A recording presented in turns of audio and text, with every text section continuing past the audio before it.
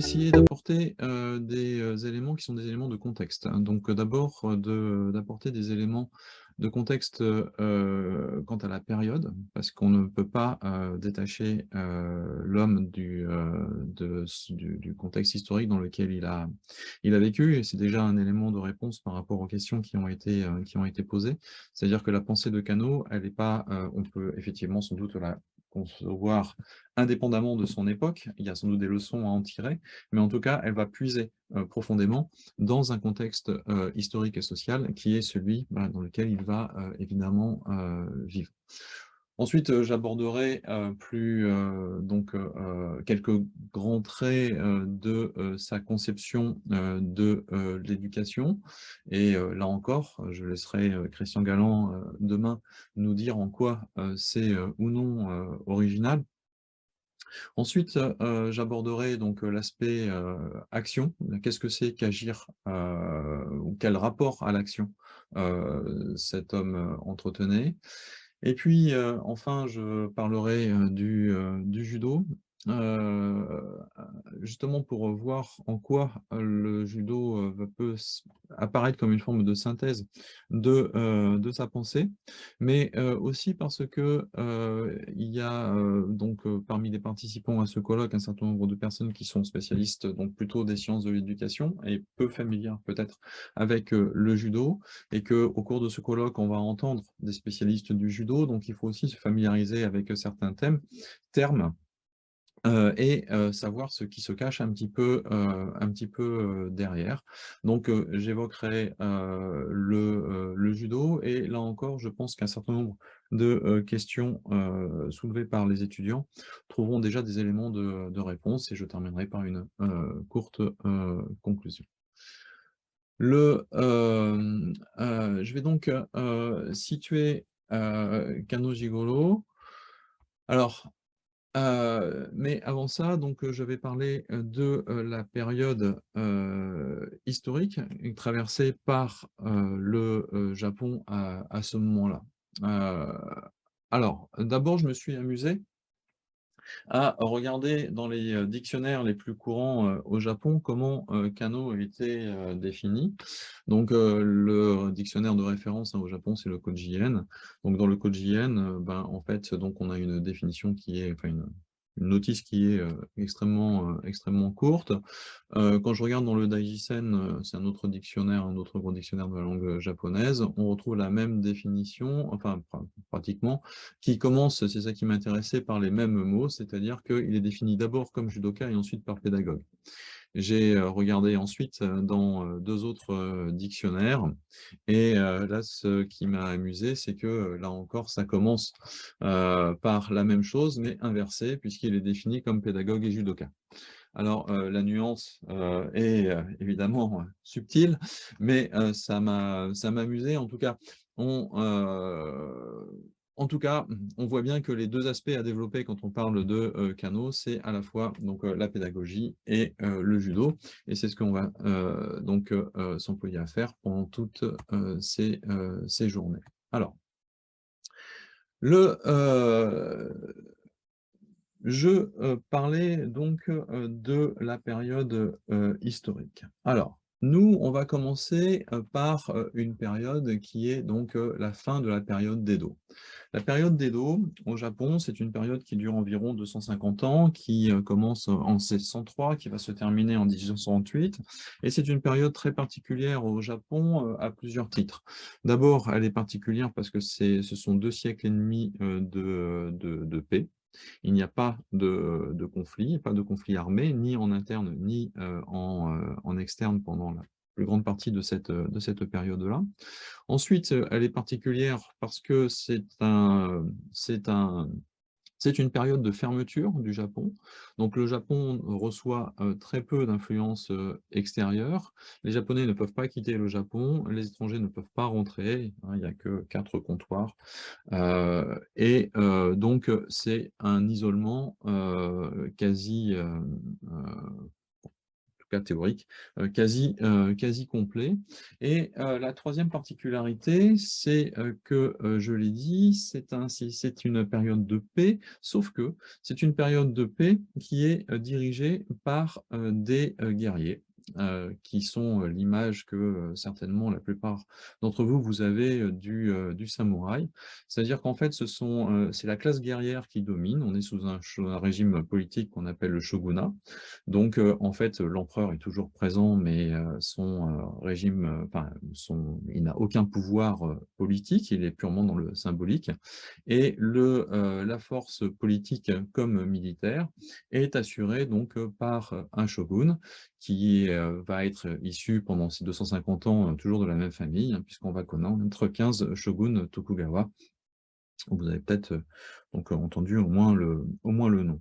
Et donc on a une société qui est divisée de façon théorique en 4 classes sociales, avec comme classe supérieure les guerriers. Et ensuite, en deuxième, on a les paysans. Et enfin, en troisième, on a les artisans. Et en dernier, en quatrième classe, on a les commerçants. Ces classes sont réputées hermétiques. Ce sera plus ou moins vrai en fonction des périodes. En tout cas, ce sera toujours vrai pour la classe supérieure, qui est la classe donc, des guerriers, des samouraïs. Or, bah, je l'ai dit, ce sont des guerriers. Un guerrier, c'est fait pour faire la guerre, sauf qu'on est sur 250 ans de paix. Donc, ces personnes, ce sont en fait les fonctionnaires du système, et plutôt que de faire la guerre, en fait, ce sont des gens qui vont passer leur temps à se cultiver. Alors, à se cultiver selon 2 voies, puisque ça fait partie de leur statut. À la fois dans les armes, au cas où ils devraient s'en servir, et ça va être la création, j'aurai peut-être l'occasion d'y revenir, vraiment de systèmes martiaux très raffinés, puisque en fait, bah, les gens peuvent passer l'entièreté de leur vie, hein, à s'entraîner, à développer des systèmes, ou, je dirais, à se développer aussi, à se cultiver d'un point de vue intellectuel. Donc en fait, la période d'Edo va être d'une grande richesse, d'un grand foisonnement, tant sur le plan des disciplines martiales, même si elles ne sont jamais appliquées en fait, mais aussi d'un point de vue donc, de l'intelligence, des lettres, du développement intellectuel, hein, donc de la façon dont les gens vont pouvoir s'emparer eux-mêmes de leur savoir. Alors,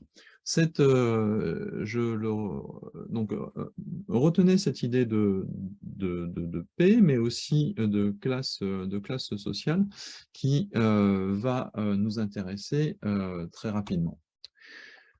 Nous, voilà, je vais faire commencer notre petite chronologie en 1853. Pourquoi en 1853? Eh ben, parce que le Japon, il est donc tranquillement, comme je vous l'ai dit, fermé. Et puis, il est fermé avec une conception du Japon qui est celle-ci, hein. C'est-à-dire qu'on voyait que pour les autorités shogunales, le Japon, ça se limite aux 3 grandes îles principales, plus quelques-unes autour, mais vous voyez que par rapport à ce que l'on connaît, nous, du Japon, actuellement, on n'a pas la grande île du Nord, hein, Hokkaido, on n'a pas les îles du Sud, les Ryukyu ou Kyushu. Et il va se trouver que en 1853, eh bien, il y a l'apparition donc de ce qu'on appelle les bateaux noirs, c'est-à-dire que ce sont 4 bateaux qui sont des navires de guerre envoyés par le président américain et qui vient demander l'ouverture donc du Japon. Les États-Unis ont besoin de l'ouverture de ces ports parce qu'il y a énormément de baleiniers qui sont donc pas très loin des côtes japonaises, mais aussi parce que le continent chinois est très comment dire, exploité par les puissances occidentales, et qu'évidemment, quand on est du côté américain, eh bien, pour se rendre en Chine, le Japon apparaît comme une étape. Et donc, les Japonais qui savent bien quand même, malgré leur fermeture relative, qu'il y a énormément de navires occidentaux en mer de Chine, ça veut bien qu'il va falloir qu'ils prennent une décision. Donc soit ils refusent, mais à ce moment-là, ils risquent l'ouverture, les oblige à l'ouverture par la force, soit eh bien, ils vont s'ouvrir. Alors, c'est le choix qui va être fait donc d'accepter cette ouverture, qui est une ouverture qui n'est pas une ouverture commerciale, qui ne sera une ouverture commerciale qu'à partir de 1858. Et en 1858, vont être signés donc des traités inégaux. Ces traités inégaux, ils traduisent beaucoup de choses. C'est-à-dire que ce que ça montre, c'est d'abord que les Occidentaux ne peuvent pas considérer le Japon comme un pays égal. Donc, le Japon n'est clairement pas regardé à égalité, donc on ne peut pas voilà, traiter avec eux comme si c'était des égaux, mais ce ne sont pas non plus des gens qui sont considérés comme non civilisés, c'est-à-dire qu'on pourrait coloniser facilement, et notamment eh bien, parce qu'ils ont un système politique, ils ont une organisation qui montre que c'est un peuple qui a une forme de civilisation. Donc, ils sont considérés, selon les termes de l'époque, comme semi-civilisés, et donc, on va traiter avec eux de façon inégale, hein, mais sans vouloir les manger tout de suite. Évidemment, cette ouverture, d'abord acceptée en 1854, ensuite ces traités inégaux signés en 1858, vont créer des troubles internes importants, puisque ça va mener en 1868 donc à la chute du régime Tokugawa et à ce qu'on appelle la restauration. Alors pourquoi est-ce qu'on appelle ça la restauration? Eh bien parce que globalement, le système japonais se met en place au travers d'une aristocratie de cour, au travers de la figure de l'empereur aux environs du IVe siècle et jusqu'au XIIe siècle. Et ensuite, on est sur du XIIe siècle, donc jusqu'à la fin du XIXe siècle, sur en fait un gouvernement qui est un gouvernement militaire. Et là, à partir de 1868, on remet la figure de l'empereur comme une figure essentielle. Officiellement, c'est lui qui prend les décisions, même si dans les faits, ce n'est pas toujours le cas. Toujours est-il que cette transition va se passer sans trop de heurts, sauf qu'il va quand même y avoir ce qu'on appelle les guerres de Boshin, donc des poches de résistance qui vont mettre donc un peu plus d'un an à être réduites. Donc ce n'est pas une transition douce, hein, ça fait déjà une dizaine d'années qu'il y a des échauffourées, qu'on est à la limite de la guerre civile au Japon. Les 4 classes seront abolies dès l'année suivante, en 1869. Officiellement, il y a égalité entre les 4 classes. On verra, j'aurai peut-être l'occasion de repréciser que c'est évidemment une égalité de papier, puisque après au minimum donc 2 siècles de classes bien définies. C'est pas parce qu'on décrète cette égalité qu'on l'a de fait immédiatement. Le Japon n'adaptera le calendrier grégorien qu'en 1872, donc il passe du côté de ce qu'on appellerait aujourd'hui donc notre modernité occidentale, et le système éducatif qui va nous intéresser, qui nous intéressera sans doute plus demain matin encore, va être mis en place à partir de 1872 par le jeune, ce qui va devenir le ministère de l'Éducation, qui est mis en place l'année précédente. Et ce système éducatif, il va créer donc l'obligation d'une éducation élémentaire, donc qui va être Christian me reprendra, mais de 8 ans d'abord, et ensuite ramené à 6 ans assez rapidement. En 1874, on a des mouvements sociaux encore, on a également, donc toujours dans ce passage à la modernité, une conception plus moderne des frontières, et les frontières qui vont être donc mises en vigueur au travers des différents traités, eh bien, ce sont celles-ci. Donc vous voyez que déjà en une vingtaine d'années, la géographie finalement du Japon a changé. Et c'est ces périodes des années 74 à 77 vont être aussi l'occasion de révoltes de Shizoku. Alors les Shizoku, ce sont les anciens samouraïs qui n'ont pas pu, dont certains qui n'ont pas pu s'adapter au système moderne et qui se révoltent, et notamment qui se révoltent parce que en 1876, il y a l'arrêt de leur rente, hein, donc il faut qu'ils aient trouvé un travail, sinon ils n'ont plus rien. Et donc certains n'ont pas pu s'adapter. Et on a donc des rébellions. Et en 1877, on a la création de l'Université de Tokyo, qui va nous intéresser également tout à l'heure. Et puis, en 1881, eh bien, on a ce qu'on appelle le Gunjin Shokuyu, c'est-à-dire un texte qui est écrit au nom de l'empereur aux soldats. Alors, pourquoi aux soldats? Eh bien, en fait, parce que le système militaire, le système de service militaire a été mis en place au début des années 70. Il peut être, sauf que si vous regardez la plupart des personnages importants, ils n'ont jamais fait leur service militaire. Pourquoi? Eh bien, tout simplement parce qu'il suffisait de payer pour ne pas le faire. Donc les personnes qui ont fait le service militaire, globalement, ce sont les roturiers, hein, les personnes qui n'avaient pas les moyens d'y échapper. Et ce sont quand même ces gens-là, ces jeunes conscrits, et cette jeune armée de métier qui va finalement damer le pion aux anciens samouraïs, parce que parmi les révoltes, hein, les raisons de la révolte, il y avait aussi l'idée que on les privait de cet apanage de défense des samouraïs, les anciens samouraïs étaient privés de l'apanage de la défense nationale. Et alors qu'on confiait comme ça à des jeunes paysans, sauf que les paysans en question, ils avaient des fusils et des méthodes modernes, alors que les samouraïs, ils avaient en face des sabres, ce qui marche moins bien.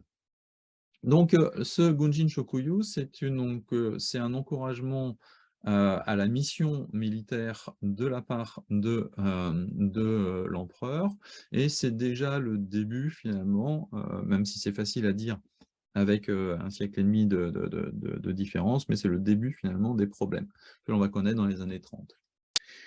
Ces mouvements de liberté et de droit du peuple vont vont faire qu'ils vont obtenir la promesse d'une constitution et d'une assemblée qui sera établie en 1889 pour la première et 1890 pour la seconde, ce qui fait qu'à partir de 1890, le Japon devient officiellement une monarchie constitutionnelle. Et même si la Constitution a changé depuis, ça reste le cas. Et en 1890 aussi, on a un autre élément qui est important pour l'éducation, qui est le Kyoiku Chokugo, c'est-à-dire que cette fois-ci, l'empereur s'adresse en fait aux enfants, aux futurs citoyens sujets. Ce texte-là deviendra un texte fondamental, puisque tous les enfants devront le connaître par cœur. Il sera lu dans des cérémonies de façon très solennelle. Si on écorche le texte, si on balbutie en le lisant ou en le récitant, certains instituteurs iront même jusqu'au suicide.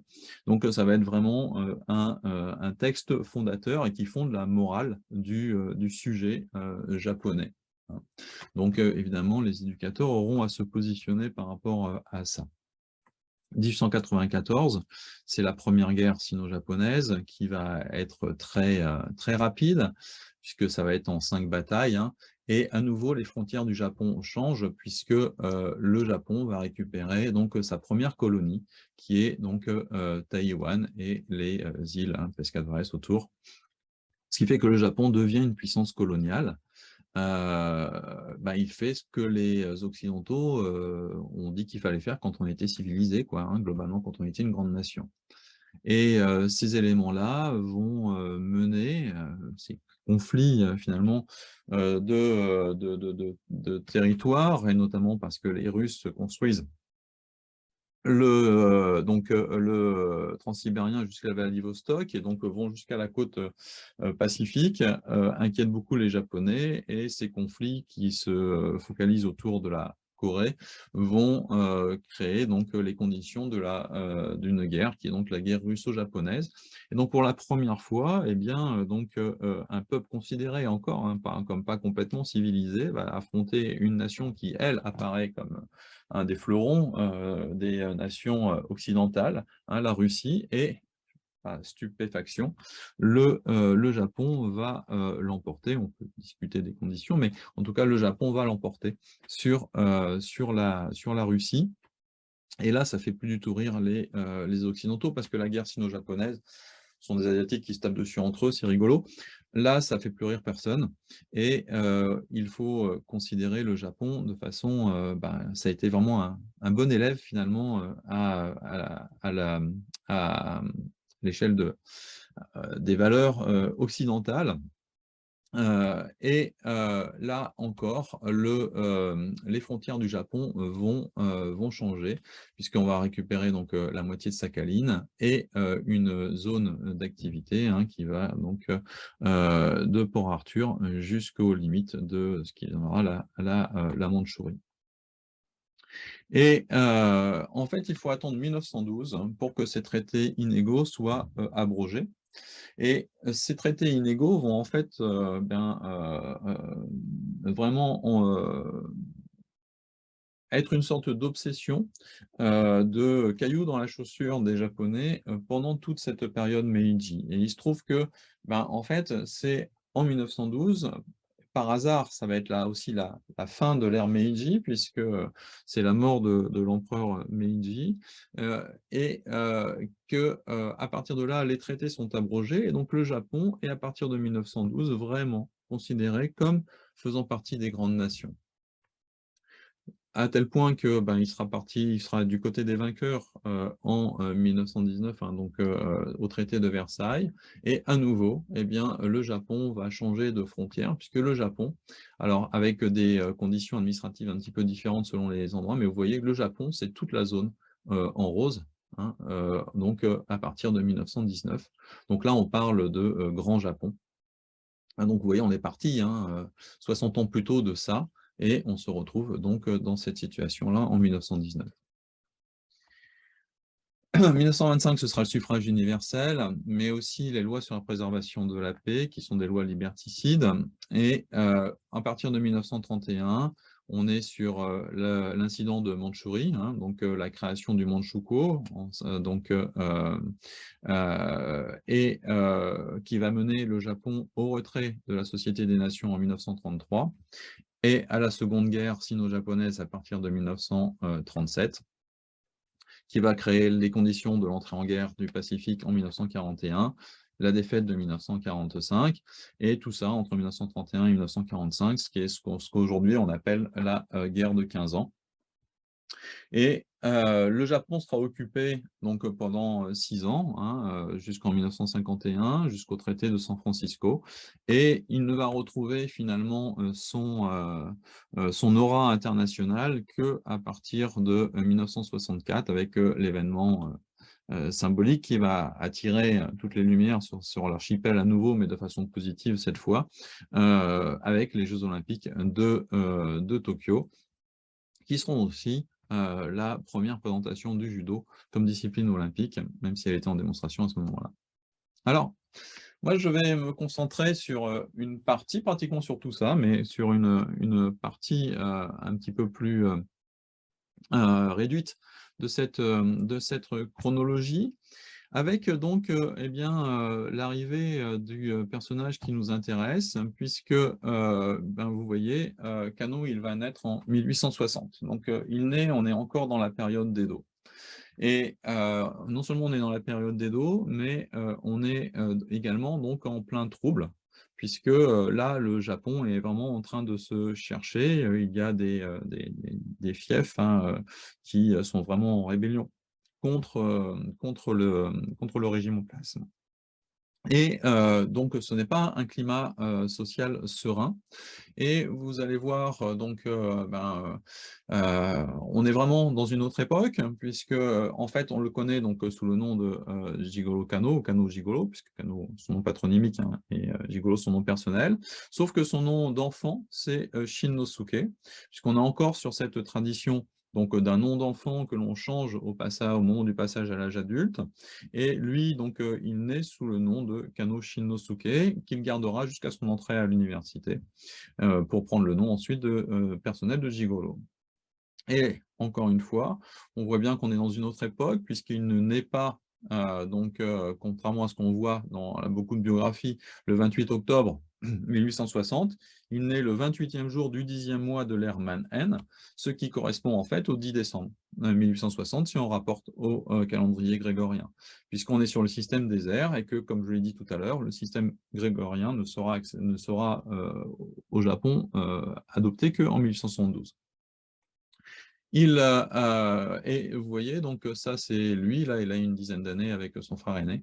Vous voyez les vêtements qu'il porte également, hein, qui sont qui datent un petit peu, c'est cette période-là, et et il va naître près de, dans un, ça s'appelle Mikage, mais aujourd'hui c'est un quartier de Kobe, donc dans l'ouest du Japon.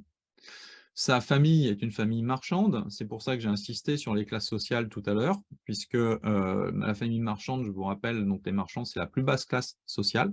Alors c'est la plus basse classe, mais c'est aussi la plus riche, puisque ce sont les banquiers du système. Et lui, donc sa famille, c'est une famille de brasseurs de saké. Et d'ailleurs, ça existe toujours, hein, elle est toujours cette brasserie, elle est toujours d'ailleurs à la famille Cano. Alors pas l'affiliation directe de Cano, qu'on voit ici. Et il va connaître donc une éducation classique, c'est-à-dire en fait les classiques chinois. Hein, donc vraiment une éducation pour une personne érudite de l'époque. Et je vais aller directement à son décès, qui aura lieu donc en 1938, et pour vous montrer une photo quand on compare, quand on a en tête la photo précédente, on voit bien qu'on a fait un grand écart, hein, qu'on n'est plus dans le même monde. Cette photo, elle est prise à Vancouver, 4 ou 5 jours avant le décès de Cano. Il est parti, je l'expliquerai rapidement, mais bon, il vient de partir de Seattle, il arrive à Vancouver et il va mourir sur le bateau qui le ramène donc au Japon, au milieu du Pacifique. Donc on est dans un monde moderne, on le voit sur les habits, sur le paquebot, etc. On a vraiment changé de monde. Donc, ce que j'essaie d'illustrer là, entre la chronologie précédente et la photo de naissance et la photo quelques jours, qui est d'ailleurs la dernière photo qu'on a de lui vivant, c'est que ce que Kano va connaître, ce que Kano va expérimenter, ce sont des bouleversements extrêmement puissants, extrêmement rapides et extrêmement violents. Alors, si je continue sur sa vie personnelle, en 1870, l'année d'avant, il a perdu sa maman, il va monter à Tokyo, puisque son père y réside, et il va ensuite entrer à l'université de Tokyo en 1877. Alors, là encore, un jeune homme qui rentre donc à 16 ans à l'université, bon, ça fait un peu tôt, mais on se dit pourquoi pas.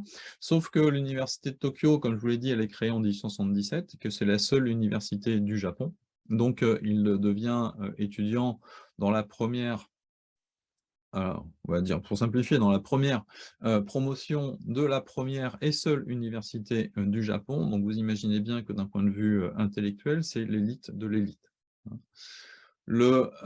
Et d'ailleurs, il est promis quand il rentre dans un cursus de sciences économiques et de sciences sociales, et de sciences économiques et de sciences politiques, pardon, et quand il doit quitter l'université en 1881, on lui propose un poste au ministère, parce qu'il va devenir le ministère des Finances, donc sa carrière est toute tracée, hein, il aurait dû être un haut fonctionnaire des Finances, et certainement occuper des postes ministériels dans ce domaine-là, sauf qu'il refuse, puisqu'il va décider de faire 1 an de plus à l'université pour suivre un cursus de philosophie. Alors, c'est pour ça qu'il va, puisque dans l'université, dès le départ au Japon, c'est 4 ans, lui, il va y rester 5 ans. Et ensuite, si je continue sur sa vie personnelle, eh bien, il va se marier donc à 30 ans, hein, en 1891, et il restera marié tranquillement jusqu'à son décès en 1938, puisque son épouse, lui, survivra. Alors, Kano a également eu une vie publique. C'est-à-dire que c'est quelqu'un qui va être un fonctionnaire, un haut fonctionnaire de l'État. Et en fait, il devient fonctionnaire un petit peu par hasard, puisque, comme je l'ai dit tout à l'heure, en 1881, il aurait dû partir, il aurait dû quitter l'université et rentrer au ministère des Finances, sauf qu'il décide de ne pas le faire, et donc son père décide de lui couper les vivres, globalement. Et donc, il doit trouver un emploi pour pouvoir continuer ses études et ses différentes activités. Et il va donc trouver un emploi de professeur au Gakushuin. Alors le Gakushuin, c'est ce qu'on appelle l'école des pairs, et parce que c'est une école qui en fait a été créée pour accueillir les enfants de l'aristocratie. Là encore, l'importance donc des classes sociales précédentes. Donc l'aristocratie, c'est l'aristocratie de cour, et qui officiellement, donc il y a égalité des classes, sauf que là, on voit que, par exemple, l'aristocratie va bénéficier d'une école particulière, et Kano va y devenir professeur, et très vite, il va y devenir sous-directeur, et il se chargeait des études. Alors, pour vous donner une idée du type d'élèves qu'il pouvait avoir là-dedans, même si je détaillerai un petit peu plus tout à l'heure, eh bien, vous voyez que là, on a l'empereur, on a l'ère Taisho, hein, entre 1912 et 1926, et quand Kano est professeur et sous-directeur donc du Gakushuin, eh bien, il a un élève qui est le futur empereur Taisho. Donc c'est le genre d'élèves, hein, avec lesquels il va devoir traiter. Et puis, en 1889, il va quitter le Gakushuin pour se rendre en Europe. Alors l'Europe, je le mets dans l'action publique, tout simplement parce que quand il se rend en Europe, donc ça va durer 16 mois, eh bien, c'est en tant que donc chargé de mission officiellement par l'empereur, qui lui demande d'aller étudier les systèmes éducatifs en Europe. Et donc, il va circuler en Europe, j'y reviendrai aussi, donc la France, l'Allemagne plus longtemps encore, et à peu près tous les pays d'Europe, à chaque fois pour étudier donc les systèmes éducatifs et ramener des idées donc au Japon. Quand il va revenir au Japon, il va d'abord être nommé directeur de lycée, d'abord à Kumamoto, ensuite donc sur Kyushu, ensuite à Tokyo, et jusqu'en 1893. Et en 1893, il va se retrouver un peu par hasard, parce qu'au départ, il assure comme intérim, et puis finalement, ça va durer un petit peu, et il va devenir directeur de l'école normale supérieure, qui est le poste qu'il gardera jusqu'à sa retraite en 1920. Bon, il sera renvoyé par 2 fois, mais à chaque fois, il retrouvera son poste. J'en reparlerai aussi un petit peu tout à l'heure. Voilà. Et sa carrière publique n'est pas finie, puisque à partir de 1896, il siège dans toutes les commissions, enfin dans toutes, un certain nombre de commissions ministérielles, donc le ministère de l'Éducation, évidemment. Et ça, il va conserver ça donc de 1896 jusqu'à son décès, donc par-delà sa retraite. Et là encore, à partir de 1922, il va donc être membre de la Chambre des pairs. Donc la Constitution de 1889 prévoit donc un Parlement avec 2 chambres. La chambre haute, c'est la chambre des pairs, qui est sur nomination impériale. Et en 1922, Kano va être nommé à la chambre des pairs. L'empereur, c'est son ancien élève, hein, qui va donc le nommer à la Chambre des Pairs, ce qui est une position qu'il va conserver jusque à son décès et qui est précieuse pour nous, pour des raisons que j'aurai peut-être l'occasion d'expliquer tout à l'heure. Alors, bon, parce que, il s'ennuie un petit peu pendant ce temps-là, il va aussi mener une action privée. Alors l'action privée, eh bien, vous voyez qu'on est toujours en 1882. Il vient d'entrer professeur au Gakushuin et il va, donc, créer une école qui s'appelle le Kōbunkan.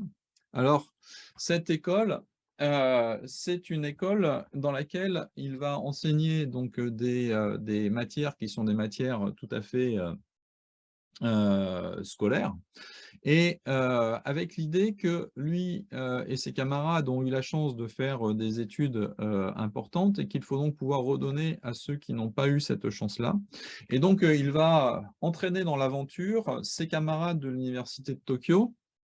Alors attention, hein, c'est des promos où ils sont 5-6, hein, donc il n'y en a pas tant que ça des camarades, mais il va les entraîner et certains d'entre eux deviendront des professeurs, réputés par la suite.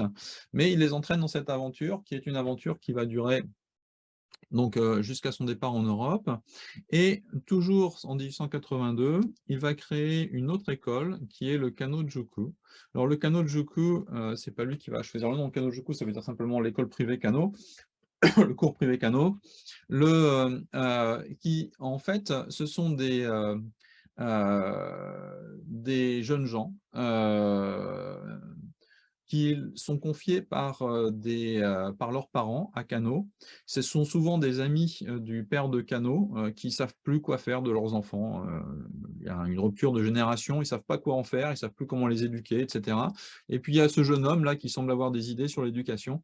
Et donc il confie ses enfants à Kano, il les a donc en pension et en fait, ça va lui servir de cobaye pour tout un tas d'expériences, pédagogiques et ce Kanojuku, lui, il va durer, 37 ans, hein, puisque, il le fermera non pas par faute d'élèves, mais parce que, il anticipe sa propre retraite et donc en 1919.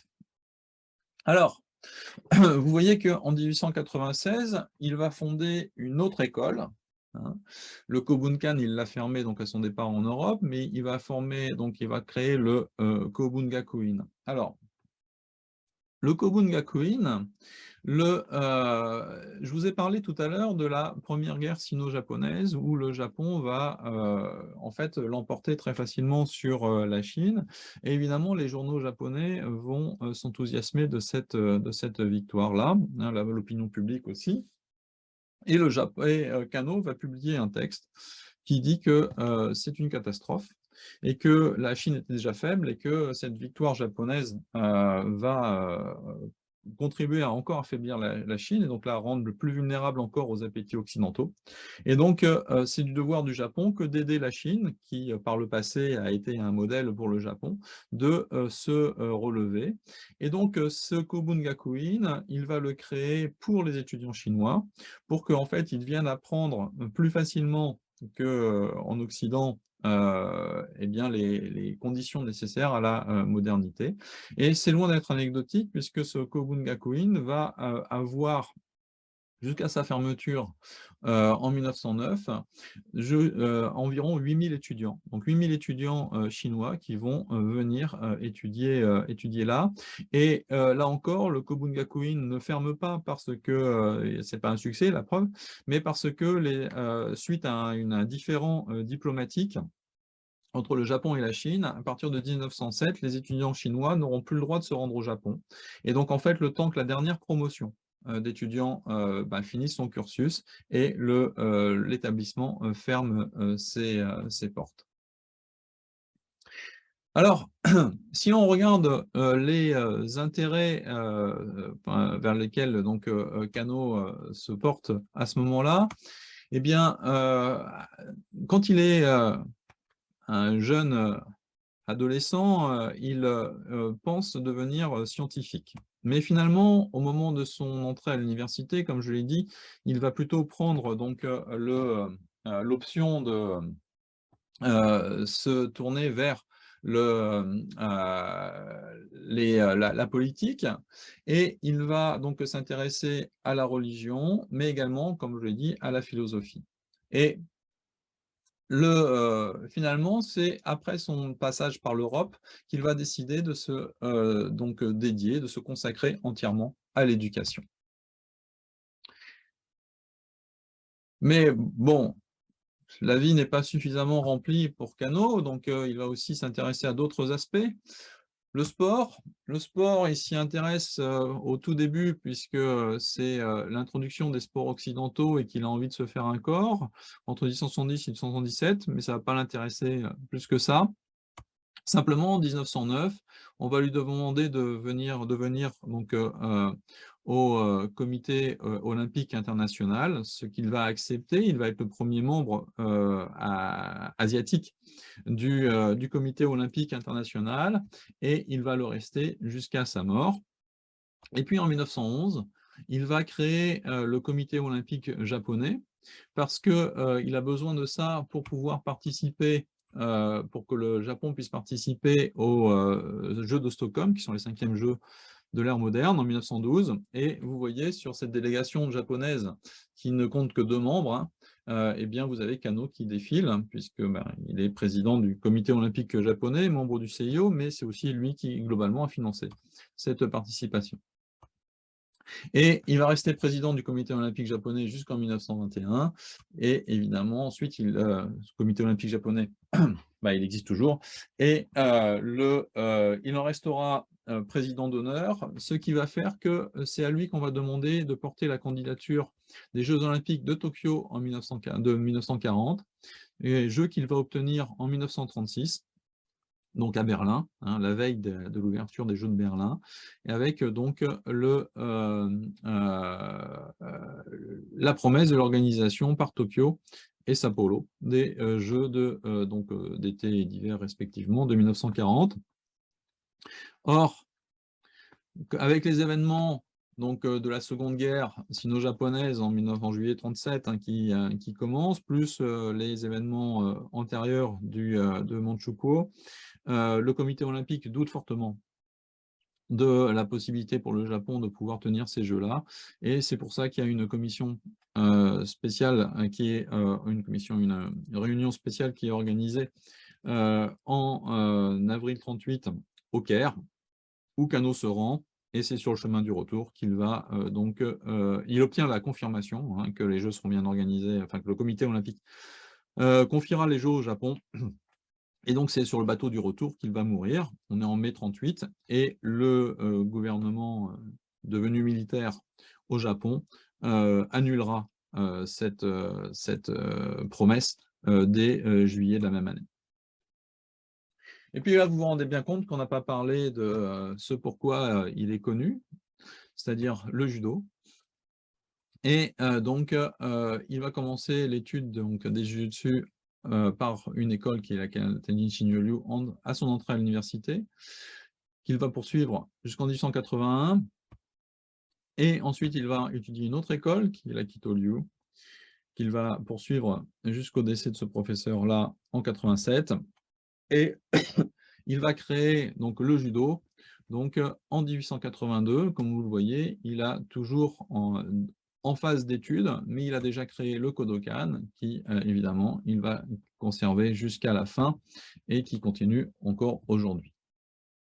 Les éléments essentiels, qui fondent finalement l'idée de son action, c'est Seiyoku Zenyo, donc la bonne utilisation de l'énergie, et Jita-Kyohei, la prospérité mutuelle, qui, comme vous le voyez, ne seront formulés qu'en 1922 pour le premier, c'est-à-dire qu'il a 61 ans, et en 1925 pour le second. Donc c'est vraiment une maturation qui fait qu'à la fin, il va en arriver à la formulation de ces éléments-là, sur lesquels je reviendrai donc tout à l'heure. Pendant ce temps-là, il a fondé 8 revues. Il a fait plus d'une dizaine de voyages à l'étranger. Et comme Rémi l'avait précisé, donc il a fait aussi 8 enfants. Alors, ce qu'on peut retenir de tout ça, de la vie qu'il a, enfin de la période historique qu'il a traversée, c'est d'abord, on est sur une période d'inquiétude, de grosse inquiétude, notamment sur la fin de la période Edo, au début de la période Meiji, puisque on ne sait pas si les Occidentaux vont essayer de nous coloniser ou pas. Et heureusement, pour des raisons diverses, par exemple, notamment quand ça aurait été encore le plus facile, dans les années 60, 1860, c'est la guerre de sécession aux États-Unis, l'Angleterre a des problèmes en Afrique du Sud, etc. Ce qui fait que finalement, les forces ne sont pas en présence suffisante, et que le Japon échappe à ça et que finalement les dissensions internes ne vont pas créer des conditions de colonisation, mais ça reste fragile, c'est une grosse peur que les Japonais ont. Et finalement, au fur et à mesure, notamment après la guerre sino-japonaise et plus encore après la guerre russo-japonaise, les Japonais vont rentrer dans une forme d'assurance qui va leur être fatale d'une certaine manière, puisque à partir de là, les militaires n'arrêteront pas de prendre confiance jusqu'à la défaite et les événements que l'on connaît. On peut noter donc que les changements incessants, rapides et totalement imprédictibles de la période qu'il va traverser, donc une situation où on est dans une incertitude permanente, on ne sait pas comment on va être le lendemain. Vous avez vu, même les frontières du Japon bougent. Tous les 10 ans, on récupère des territoires et puis bientôt on va les perdre. Donc c'est une période où il faut être tout le temps en adaptation, c'est impossible de prévoir, il faut toujours être en réaction. Et où finalement, il faut prendre les problèmes à bras-le-corps, ou alors c'est les problèmes qui vont nous prendre.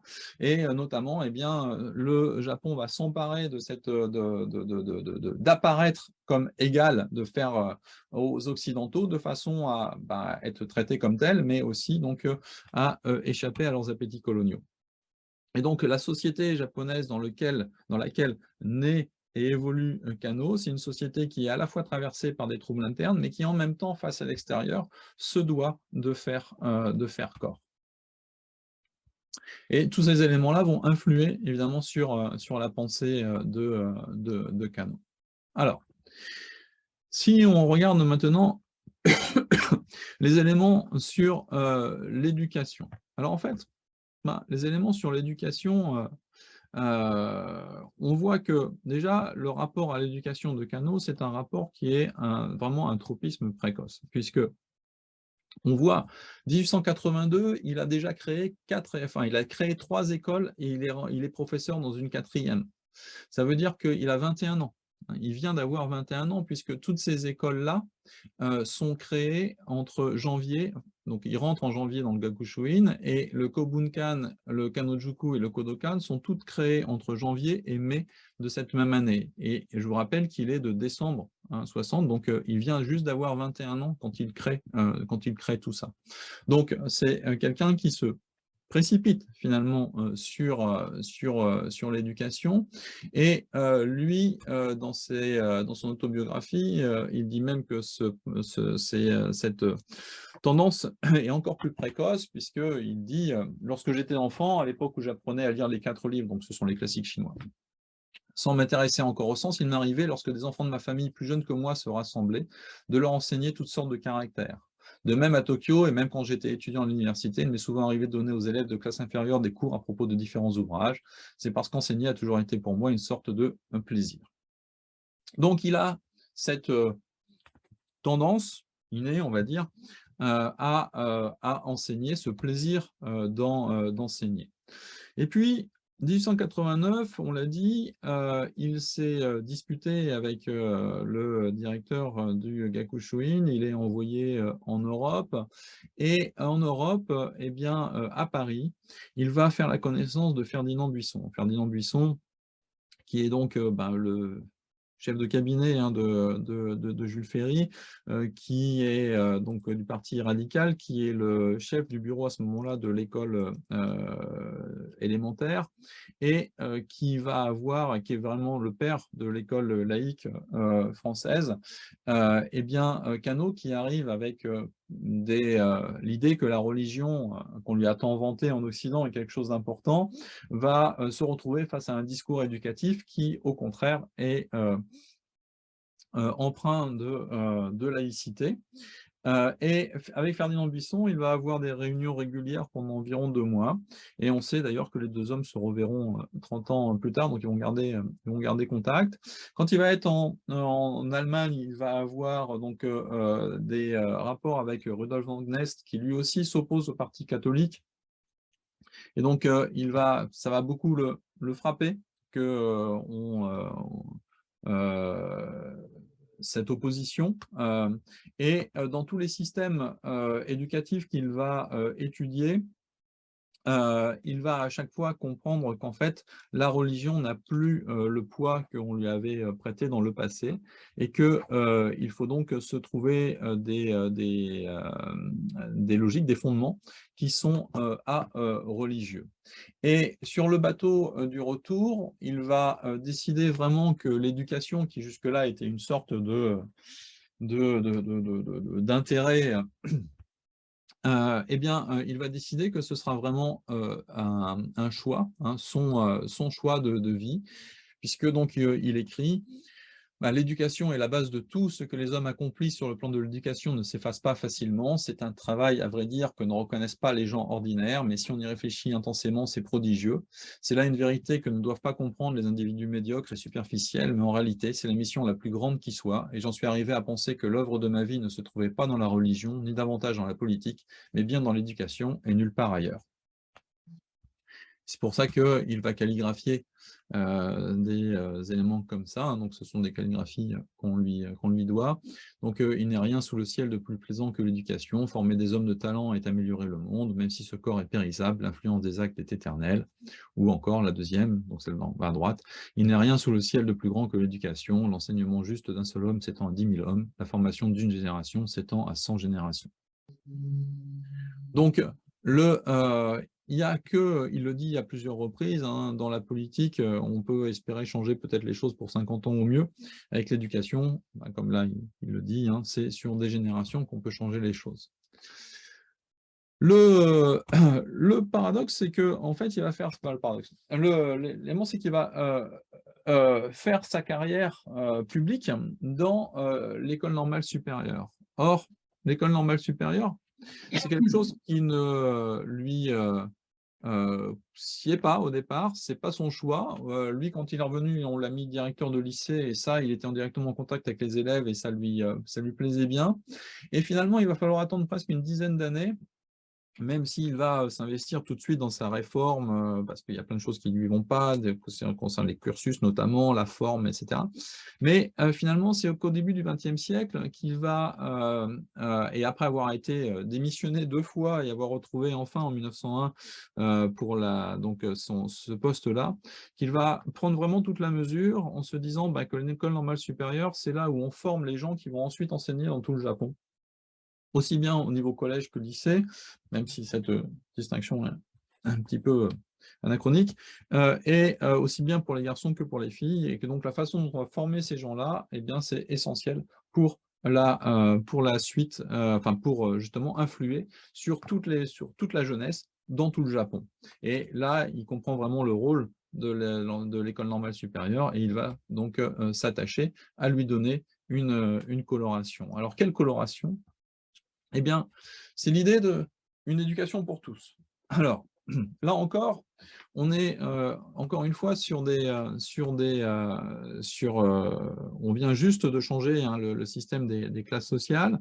Donc, pour Queneau, toutes les classes sociales doivent avoir accès à l'éducation.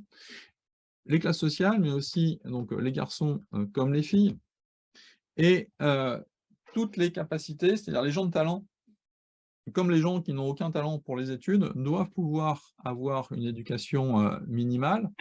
Et ça va être à l'enseignant hein, de s'y adapter, mais aussi toutes les motivations.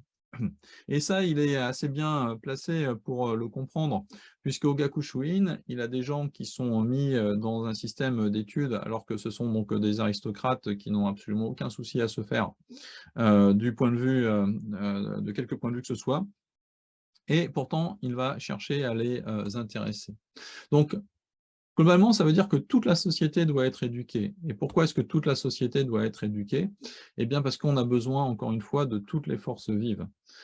Parce que la société, elle a besoin de faire corps face à tous les défis qui lui sont proposés. Donc les contenus, ben, c'est une éducation physique, intellectuelle et morale. Ça, c'est le triptyque donc, de Herbert Spencer, qui est donc un des penseurs qui va être très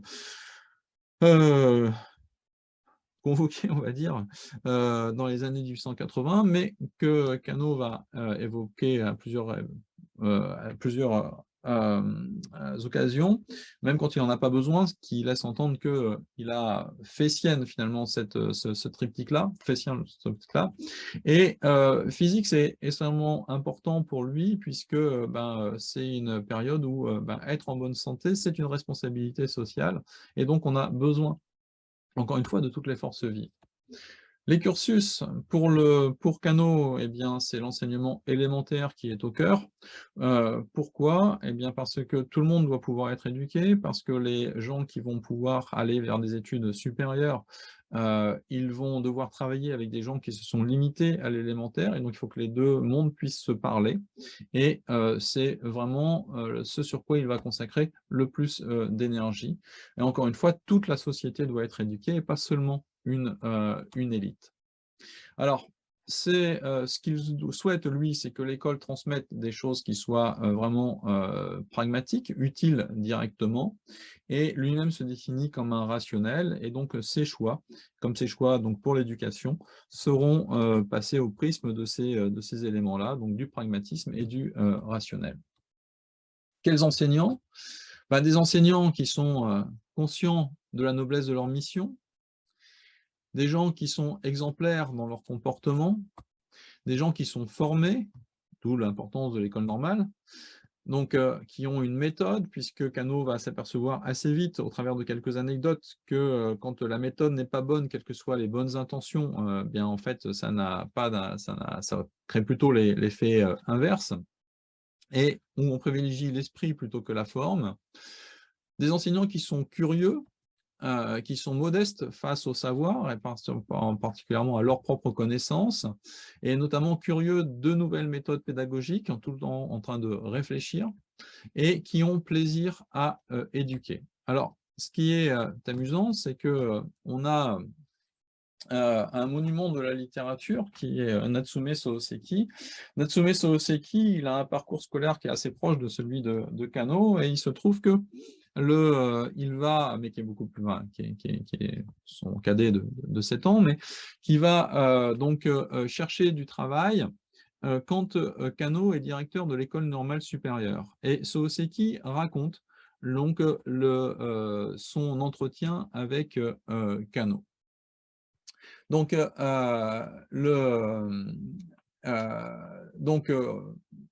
voilà, il accepte donc de demander s'il ne pourrait pas devenir professeur, et donc M. Sotoyama conduit à M. Kano. Ce dernier était le directeur de l'école normale.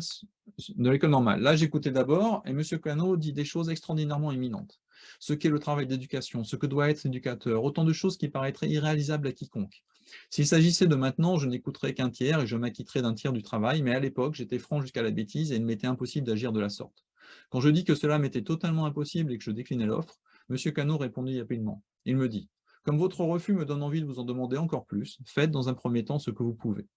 M'entendant répondre cela, mon caractère ne me permettant pas de refuser à nouveau, je me suis finalement retrouvé employé à l'école normale. Ce fut mon début dans la vie. Donc ça, c'est un texte de 1908 où il parle de ses mémoires. Et donc on voit bien que la vision de l'éducateur de Kano, en fait, est très intimidante certainement pour beaucoup, et pour Soseki, et donc ça, c'est dans ses mémoires, mais vous connaissez peut-être donc Botchan, qui est un des ouvrages principaux de Soseki, et il raconte la même scène, mais romancée. Hein. Alors, je vais pas tout lire, mais en fait, on voit qu'on a exactement la même chose, et avec donc le directeur qui est en fait Kano. Hein. Donc le directeur tira sa montre, il jeta un coup d'œil et me dit que son intention était de s'entretenir plus tard avec moi, mais que pour le moment, il voulait me faire saisir quelques points essentiels. Là-dessus, il se lança dans une longue conférence sur l'esprit éducatif. Moi, bien sûr, je ne l'écoutais que d'une oreille distraite, mais au milieu de son discours, je compris néanmoins que j'avais commis une bourde en intéressant ici. J'étais rigoureusement incapable de faire ce que disait le directeur. Demander à quelqu'un d'aussi impulsif que moi de devenir un exemple pour les élèves, lui dire qu'il devait être regardé comme un modèle pour l'école tout entière, qu'il ne serait jamais éducateur à moins qu'il ne fût apte à transmettre ses valeurs personnelles, en dehors de la classe également, c'était là des choses extravagantes. Et donc finalement, je m'arrête là pour la lecture, mais finalement, donc ce jeune homme va dire qu'il veut rentrer chez lui, hein, il imagine qu'il va rentrer à Tokyo, il refuse le poste finalement, mais le directeur donc lui répond, mais voyons, ce qu'il avait professé était un pur idéal, il comprenait bien que je ne pouvais pas m'y soumettre, et je ne devais pas me faire de soucis, déclara-t-il alors en riant. S'il le savait si bien, que ne s'était-il abstenu de cette intimidation initiale. Donc, une vision de l'enseignant comme un individu idéal qui peut apparaître comme intimidant, hein, face pour des jeunes gens qui envisagent l'enseignement non comme une vocation, mais comme un métier comme un autre finalement. Alors, l'action. L'action, on voit Kano centre tout sur le fait d'agir, et agir même tôt, même peut-être trop tôt parfois. C'est-à-dire qu'on regarde, je l'ai dit, il a 21 ans quand il crée toutes ces écoles, dans le cursus qu'il va mettre en place et qu'il va défendre auprès des commissions ministérielles plus tard, c'est de faire en sorte que les élèves se retrouvent dans la société le plus vite possible. Il dit que des études longues, en fait, font perdre la capacité à s'adapter à la société.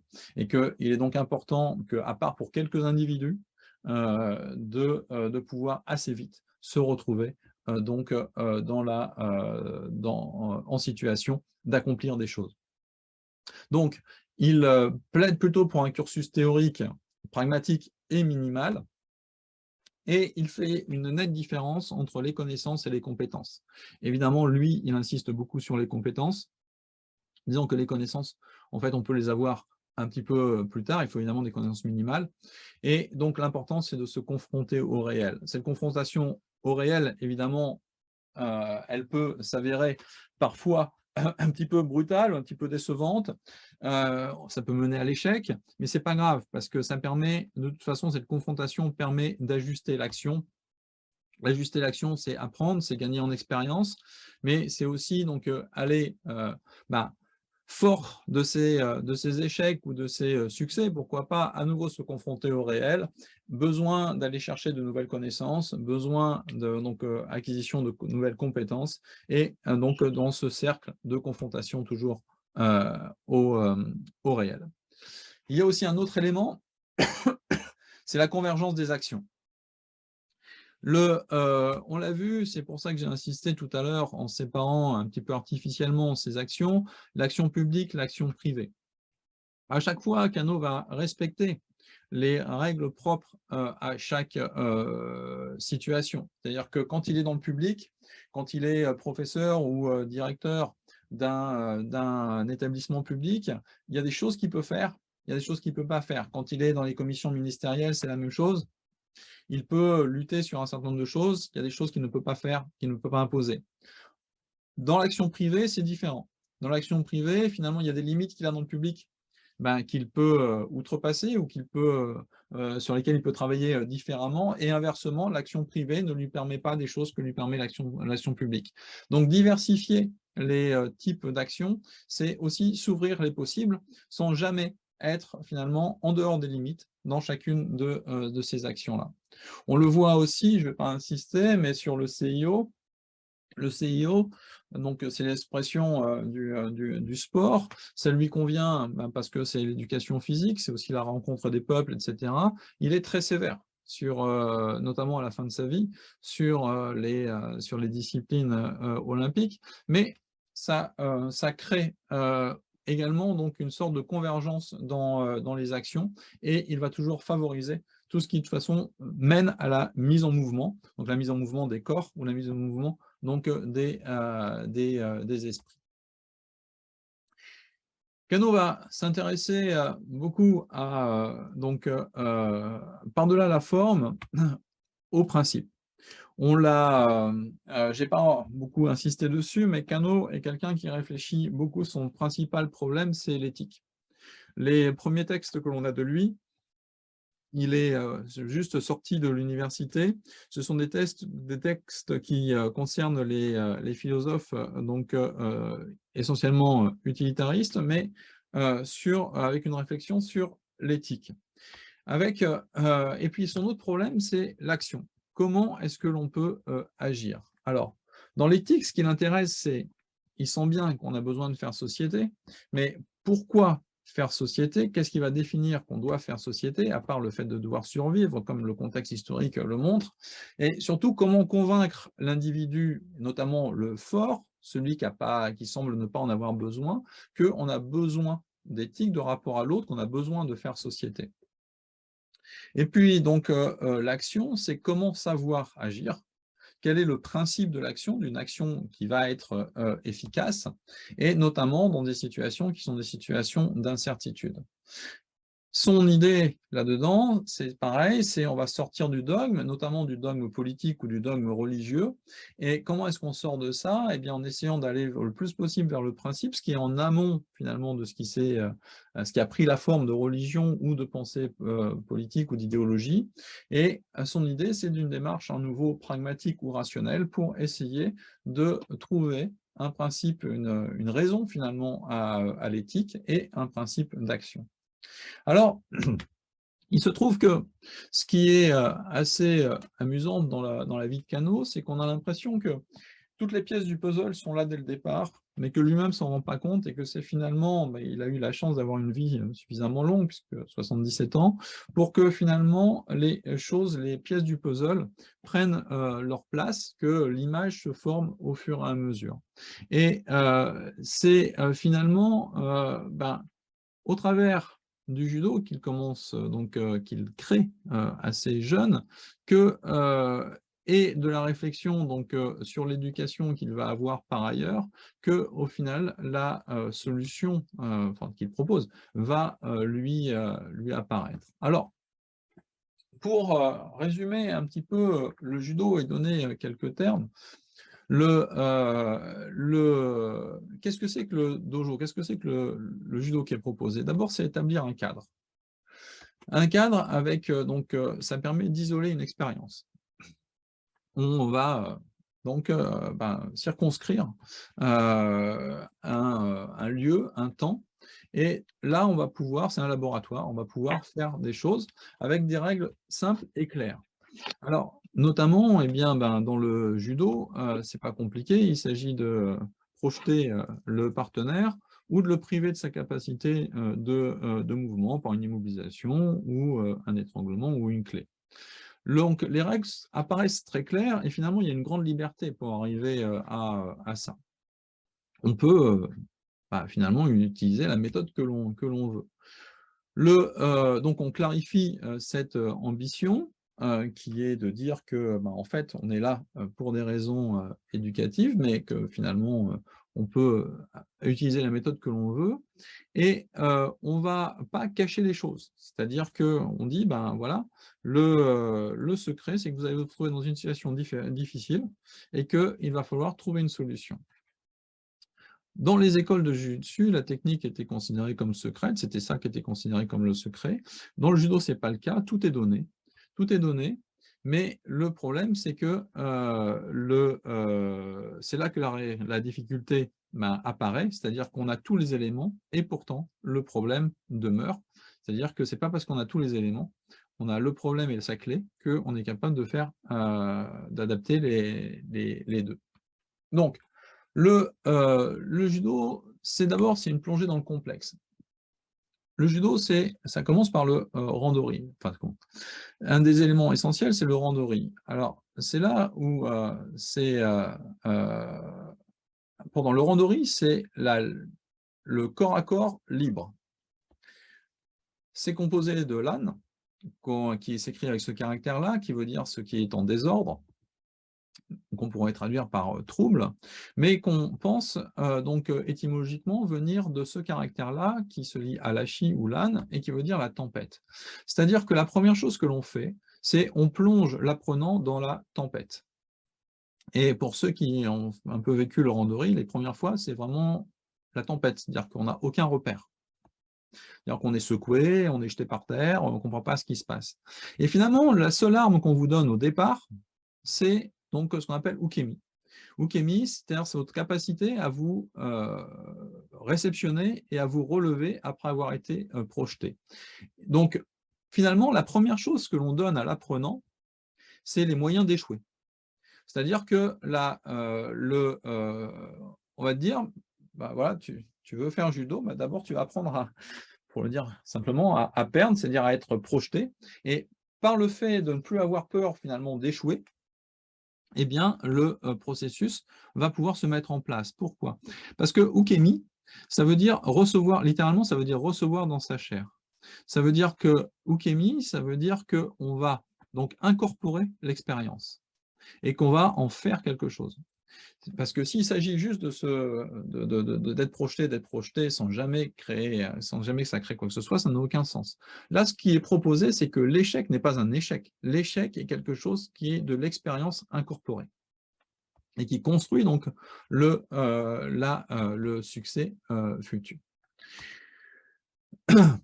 Le judo a aussi un autre aspect, c'est que c'est l'individu qui est comptable de sa progression. L'individu est complètement libre de suivre ou de ne pas suivre l'enseignement qui lui est proposé. En japonais, on utilise le terme nusumu qui veut dire voler, c'est-à-dire c'est à l'apprenant de s'emparer du savoir qu'il est venu chercher. La pédagogie, elle est simple en judo. C'est-à-dire que la pédagogie, elle passe par le faire avec. C'est-à-dire que l'enseignant, il n'est pas sur son piédestal en train de donner la théorie, il touche, il fait avec l'apprenant. Ce qui fait qu'il donne la bonne forme, il donne la bonne sensation et finalement, il donne la connaissance par le corps. Et donc, finalement, il n'y a plus à l'élève qu'à reconnaître cette expérience. C'est aussi une pédagogie qui s'auto-évalue parce que soit c'est efficace, soit ça ne l'est pas. Donc, le professeur, s'il dit quelque chose, il faut que quand il le fait, ça fonctionne. Parce que si ça ne fonctionne pas, il n'y a plus aucune crédibilité, ça ne marche plus. Donc le système ne marche qu'à partir du moment où il est efficace, une fois confronté au réel. Donc c'est la vérification en permanence par la pratique. Donc, c'est une pédagogie de la démonstration.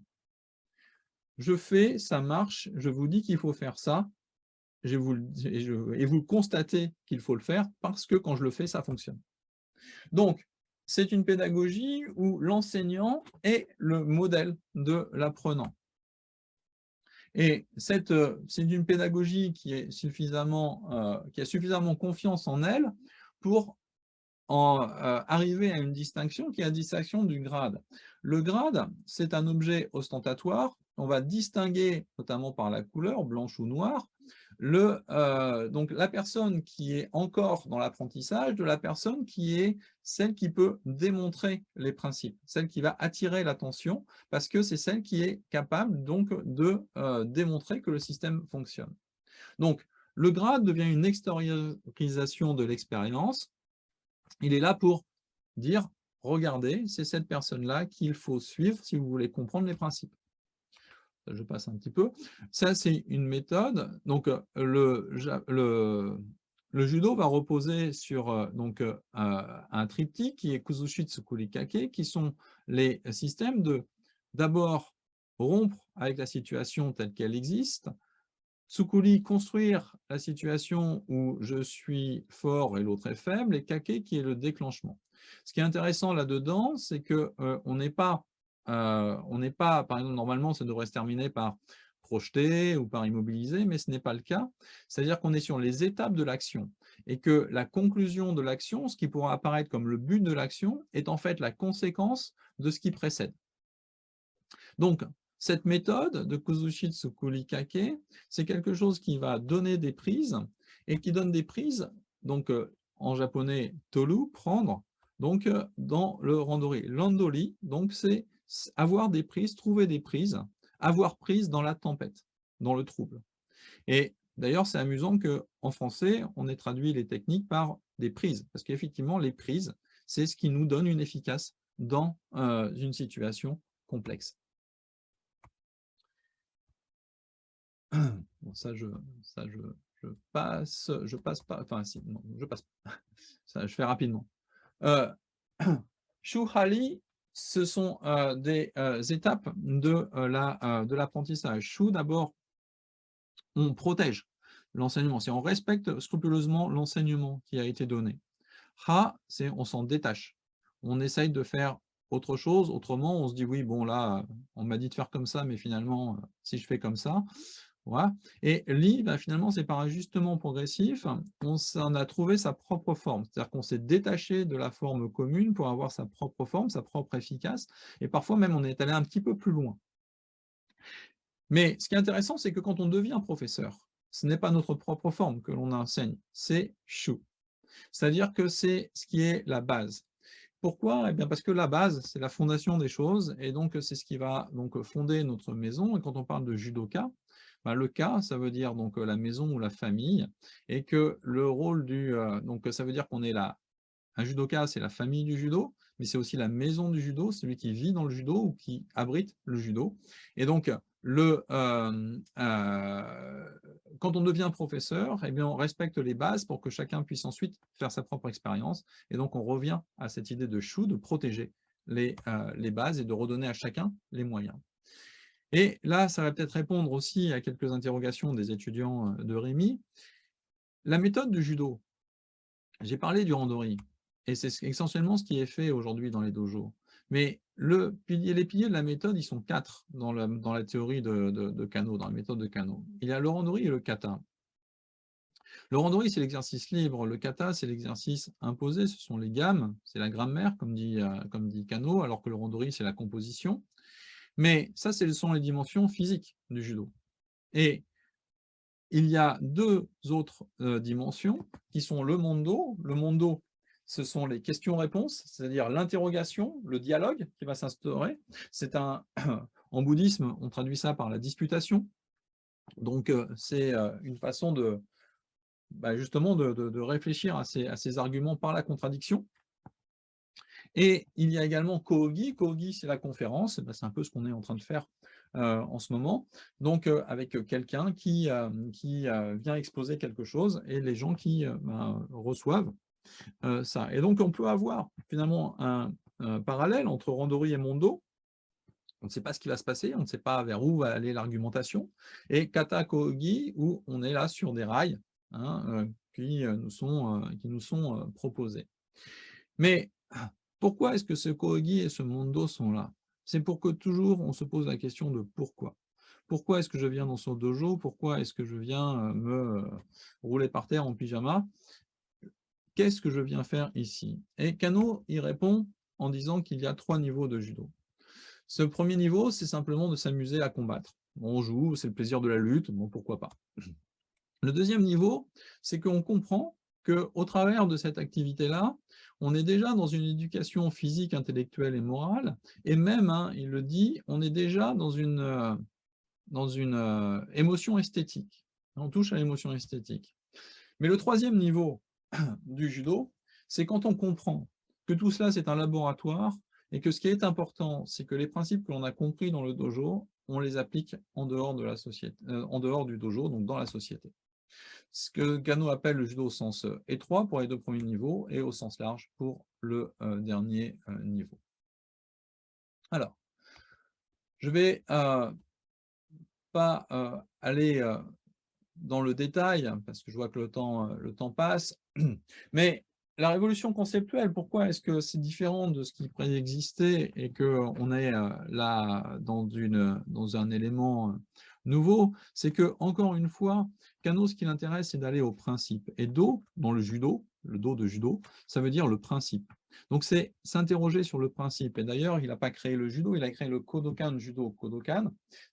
On retrouve ce même Do, hein, qui est donc le bâtiment où l'on va discuter, où on va considérer le principe, où on va le rendre manifeste. Donc, l'important, c'est ce qui se cache derrière la technique. La technique est un outil, mais qu'est-ce qu'on va en faire? Et ce que Kano dit, hein, c'est entrer par la technique, progresser vers le principe. C'est-à-dire qu'on va conserver le patrimoine technique qui est hérité des anciens jujutsu, parce qu'on va également considérer, donc on va aussi conserver l'exigence liée au combat, ce qu'on appelle le bu, hein, c'est ça que va donner le budo ou le bujutsu. Pourquoi est-ce qu'on garde cette exigence liée au combat réel? Eh bien parce que quand la vie et la mort sont en jeu, évidemment, l'approximation n'est pas possible. Donc on garde cette exigence comme un fil rouge. Et ce que Kano va finir par développer en Sayoku Saizen Katsuyo, c'est-à-dire la meilleure utilisation de l'énergie. C'est-à-dire que sur le champ de bataille ou dans le combat, il faut toujours être dans la meilleure, j'insiste sur le superlatif, toujours être dans la meilleure utilisation de l'énergie. Simplement, on va changer le but, c'est-à-dire c'est plus la survie ou c'est plus le combat. On est là pour former, élever l'individu au travers de 3 éducations dont on a parlé et une méthode qui est celle de combat. Mais pourquoi est-ce qu'on change ce but et pourquoi est-ce qu'on conserve ça? Pour une vie sociale dont on a parlé, pour une vie sociale dans une société moderne où les changements sont rapides. Et cette société moderne, elle nécessite donc de la part de l'individu une autonomie, une capacité à s'adapter, une lecture du contexte, mais aussi des concessions mutuelles. Et tout ça, ça pourrait être traduit par ju, c'est-à-dire par l'adaptation. Donc le judo, le principe de l'adaptation. Et Kano dit que pour que l'individu soit libre et heureux, il faut qu'il se situe au cœur, à l'intersection de 3 sphères qui sont d'abord ce qu'il veut faire, ce qu'il peut faire en fonction de son potentiel, mais aussi le potentiel que la société lui permet, mais également donc des besoins de la société. Et que si on est capable d'être dans de situer notre action à l'intersection de ces 3 sphères, à ce moment-là, on peut avoir une vie efficace, enfin, oui, efficace sur la société, mais aussi épanouie individuellement. C'est pour ça que Kano va développer finalement l'idée de Jita-Kyōhei, c'est-à-dire la prospérité mutuelle, par sa propre force et la force des autres, c'est-à-dire que la contribution de tous est nécessaire à la prospérité mutuelle, et que il va réadapter sa formule, puisque la meilleure utilisation de l'énergie, ce n'est pas toujours possible, donc il va parler, parce que c'est très bien sur le champ de bataille quand il s'agit de sa survie individuelle, mais ce n'est pas toujours vrai possible en société, puisqu'il faut prendre en compte les autres. Et donc, il va parler de bonne utilisation de l'énergie, où il va traduire ce zen, donc je traduis par bonne ici, par tout comportement qui permette à la société de perdurer et de se développer, ce qui va donner donc la première définition du judo par Kano, en 1915, qui est le but du judo est de se compléter, se former soi-même et de contribuer à la société. Donc, le judo, c'est assumer une posture. La posture, ça s'entend aussi bien d'un point de vue physique que moral. C'est-à-dire, posture, c'est une position, une disposition. C'est-à-dire, c'est un point de vue sur le monde, c'est un regard sur le monde. C'est la perspective que l'on a dessus. Donc, ça correspond à nos aspirations, nos ambitions. Donc, c'est lié à nos valeurs, la position, la posture que l'on va adopter. Bourdieu parle d'exis corporel, hein, donc se mitraliser, incorporer, devenu disposition permanente, manière durable de se tenir, de parler, de marcher, et par là de sentir et de penser. C'est-à-dire la disposition physique et la posture physique que l'on va adopter, elle est liée à nos valeurs, elle nous définit. Mais pourquoi est-ce qu'on va adopter telle ou telle posture? Pourquoi est-ce que la société va valoriser telle ou telle posture? Eh bien, tout simplement parce que c'est lié à l'efficacité, c'est lié à la survie d'une tribu, c'est lié sur le champ de bataille à la survie dans une situation de confrontation. Et Alain Berthoz nous dit, donc la posture, ce n'est pas seulement maintien de l'équilibre, c'est aussi préparation à l'action. On pourrait aller donc chercher une autre formule qui est proche, qui est l'attitude. Et l'attitude aussi, ça s'entend d'un point de vue physique et moral. Mais l'attitude, étymologiquement, c'est l'aptitude. Donc, ça veut dire qu'on a la posture qui est la préparation à l'action et l'attitude qui est la capacité à faire. Or, l'attitude qui est proposée par le judo, c'est ce qu'on appelle Shizentai, c'est-à-dire une position qui est une position naturelle, qui est a priori qui n'est pas orientée, c'est-à-dire qui est proche du déséquilibre, qui est proche donc de l'adaptation, mais qui n'est pas préalablement orientée. Donc, correspond aux valeurs, on est droit, donc c'est une posture droite face à l'autre, face au problème, on ne se cache pas derrière quoi que ce soit, on est face au problème, et qui s'en remet au principe, puisque ça s'en remet notamment, là, la Shizentai, ça s'en remet à la structure, donc finalement, ce n'est pas par les muscles, par l'opposition que l'on se tient debout, mais en s'appuyant sur une structure. Donc finalement, le randori, c'est savoir conserver sa posture dans la tourmente et même avoir des prises. Donc, on peut être ballotté, voilà, la vie nous ballotte, hein, mais on va réussir à réadapter le mouvement à notre avantage. Donc, le judo, c'est conserver sa posture droite, donc ses perspectives, s'adapter au contexte. Et là, le kata, c'est quelque chose d'intéressant puisque Kano va changer la forme, enfin le caractère. Parce que normalement, c'est ce caractère-là qui est utilisé, mais ça veut dire le moule qui ne change pas. Et Kano, lui, il utilise ce caractère-là, qui se lit pareil, kata, mais qui est ce qui sort du moule, c'est-à-dire la forme. Ce qui est important, ce n'est pas le moule, c'est ce qu'il produit. Et donc, ça veut dire qu'à chaque fois, il faut s'adapter au contexte. Donc, il faut saisir ce contexte, toru en japonais, hein, du dori, donc l'andori, saisir ce qui se passe, saisir ce qui se joue dans la tempête. Hein. Donc, en s'en remettant au principe, donc, et do, c'est à la fois le principe et le chemin qui y mène, c'est-à-dire la méthode dont j'ai déjà parlé. Et avec, pour première étape, le fait de chuter, d'ukemi. Ukemi, ce qui est rigolo, c'est que c'est souvent traduit par passif. Par exemple, en grammaire, le mode passif, on parle de ukemi, sauf que c'est recevoir dans sa chair, comme je vais dire, c'est incorporer l'expérience, c'est-à-dire s'en nourrir, la digérer, et non pas la subir. Donc, ça veut dire que l'expérience devient constituante. Et la première école de Jiu-Jitsu que Kano a appris, c'est donc la Kitoryu. Kitoryu, ça veut dire littéralement donc, se lever et chuter. Donc, c'est on chute et on se relève, on chute et on se relève. D'accord? C'est-à-dire par ajustement progressif, on s'adapte au réel. Donc, le judo, un constat, comprendre que le savoir n'est rien si on n'est pas en position de l'appliquer. Ça, c'est la grande force par rapport au jiu-jitsu. C'est-à-dire que je peux vous donner, je suppose que vous connaissez tous, par exemple, un nom de technique comme Osotogari ou Ippon Seonage. Je peux vous l'expliquer, vous pouvez regarder 20 ans quelqu'un qui fait Ippon Seonage, vous vous retrouvez face à un adversaire, partenaire, vous serez incapable de l'appliquer. Pourtant, vous connaissez toute la théorie, vous l'avez vu faire 15 fois, mais pourtant, en situation, vous êtes incapable de le faire. Parce que le problème, ce n'est pas de connaître, le problème, c'est d'être en situation d'appliquer son savoir. Et ça, c'est le principe du judo. Le principe du judo, c'est la compétence plus que la connaissance. Donc le dojo, reproduire les vicissitudes du monde, trouver prise dans le désordre, décider dans l'incertitude, donc avec ce principe d'adaptation.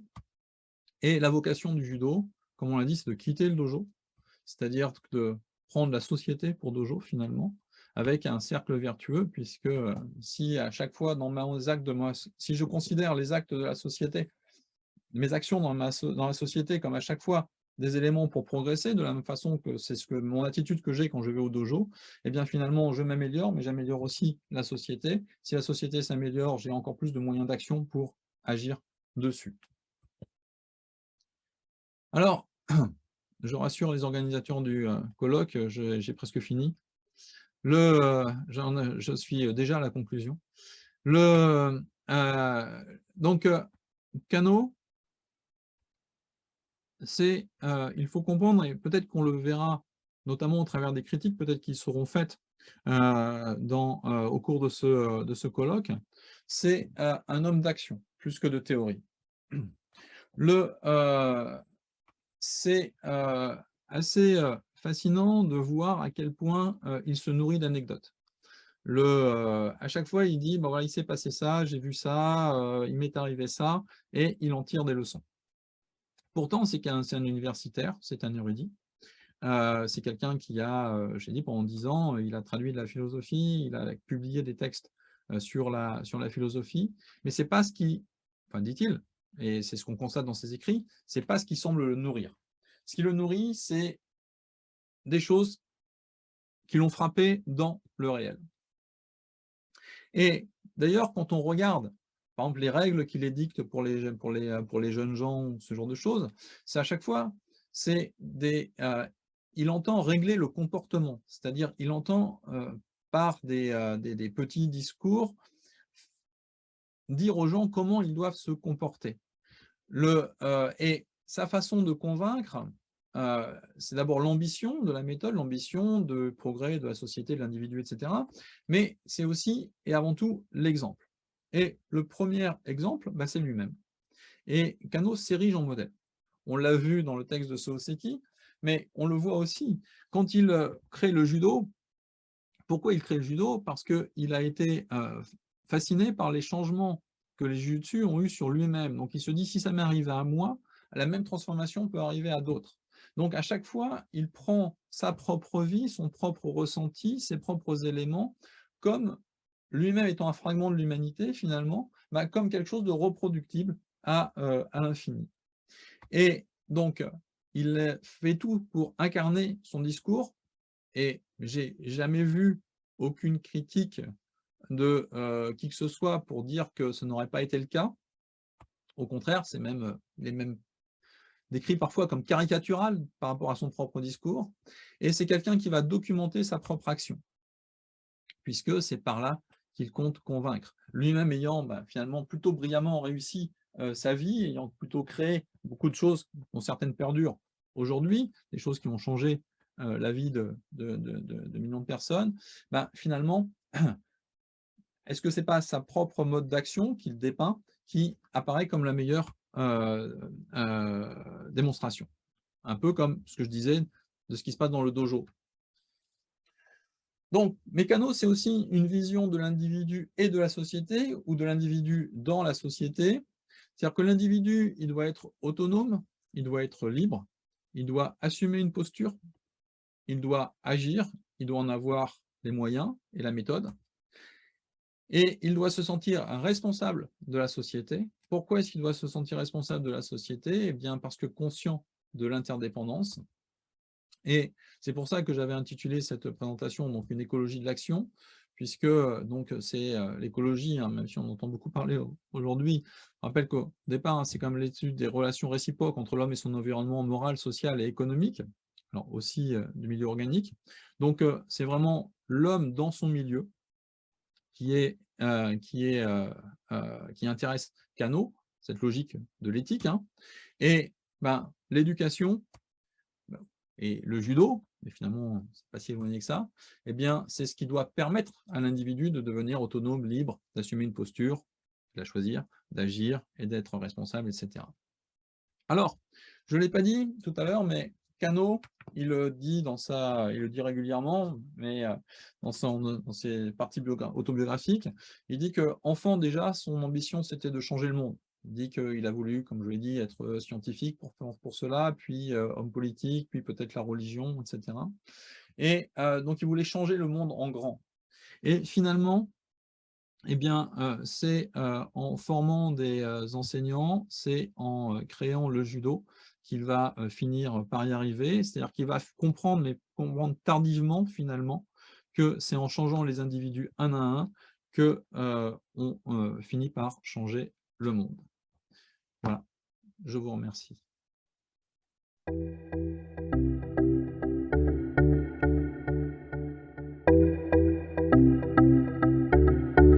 Merci beaucoup. Quelques questions néanmoins. Yves, si tu as encore de l'énergie. Oui, bien sûr. En tout cas, un grand merci. On a une question qui est relative aux écoles qui ont été créées, notamment l'école privée qui a été créée. Et par rapport au système éducatif japonais, on nous demandait si le rapport public-privé était le même que chez nous en France. Première petite question. Alors, je ne sais pas si j'ai plus je sais pas si Christian Galland est présent et si je pense que la question s'adresse plutôt à lui. Je suis là. Ah, bonjour Christian. Alors, il pourra y répondre, s'il veut y répondre rapidement aussi, hein. Donc, le rapport privé-public, c'est ça? Oui, dans ces Oui. années-là. Dans ces années-là, c'est très compliqué à voir parce qu'en fait, il faut distinguer à la fois donc, le rapport privé-public et puis le niveau d'éducation considéré. Au niveau, au niveau, on va dire, élémentaire, on est quand même dans un système à peu près à partir du début de l'ère Meiji, comme l'a décrit Yves, on est dans un système où justement on veut plus de privé. On veut une école nationale publique élémentaire qui scolarise tous les enfants. Donc le privé à ce niveau-là est peu développé. En revanche, au niveau supérieur, alors ce qu'il faut comprendre hein, aussi dans ce qu'a dit Yves, c'est que quand on devient directeur d'un lycée dans ces années-là, voire d'un collège, c'est presque de l'enseignement supérieur d'aujourd'hui. C'est-à-dire c'est des postes extrêmement haut placés qui ne sont pas du tout équivalents à ce que serait un principal de collège ou un proviseur de lycée aujourd'hui. Et donc, à ce niveau-là, durant au moins la première partie de l'ère Meiji, on a encore l'équivalent des juku de haut niveau qui peuvent être considérés comme privés, puisque les seules instances publiques d'enseignement supérieur, au niveau où se situe Kado, pardon, Kano, ça j'allais la faire, c'est que l'université impériale, l'université de Tokyo.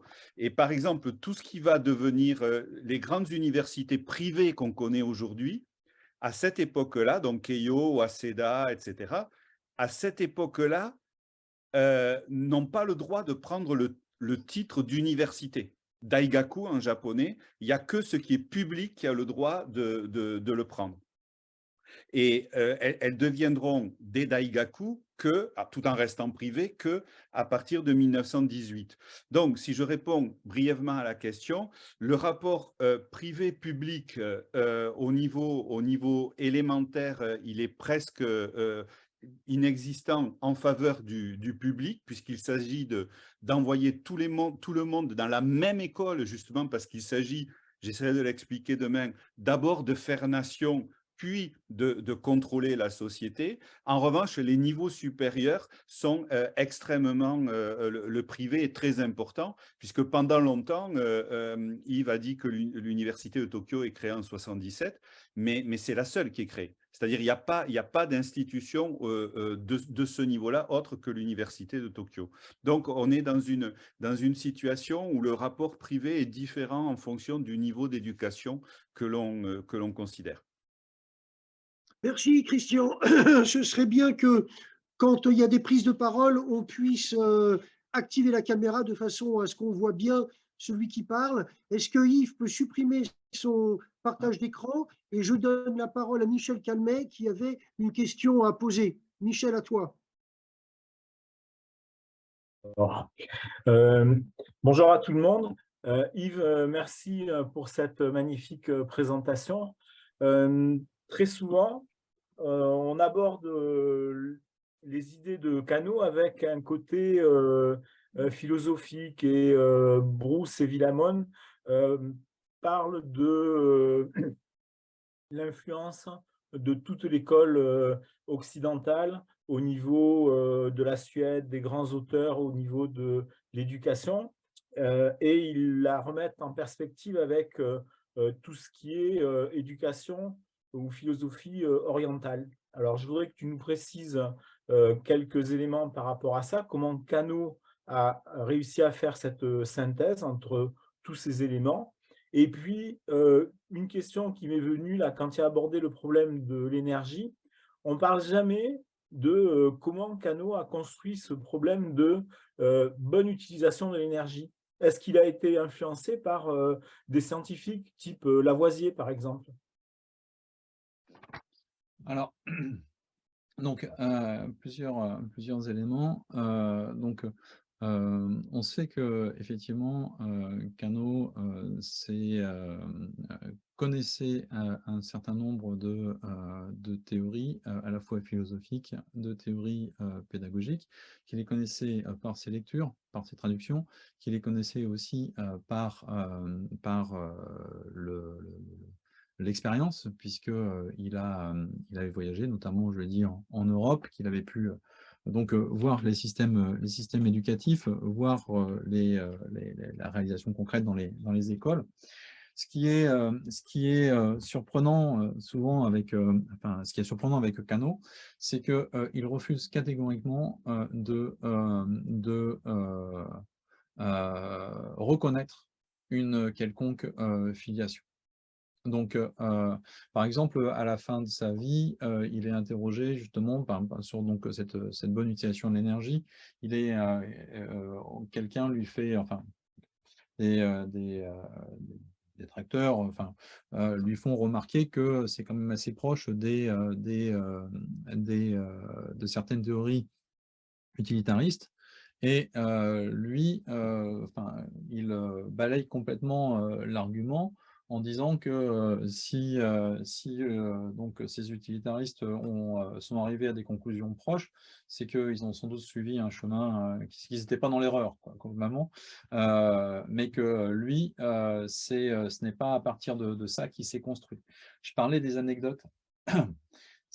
Alors, c'est un jeu auquel joue Kano. Par exemple, Kano, c'est un intellectuel, on ne lui connaît pas de bibliothèque.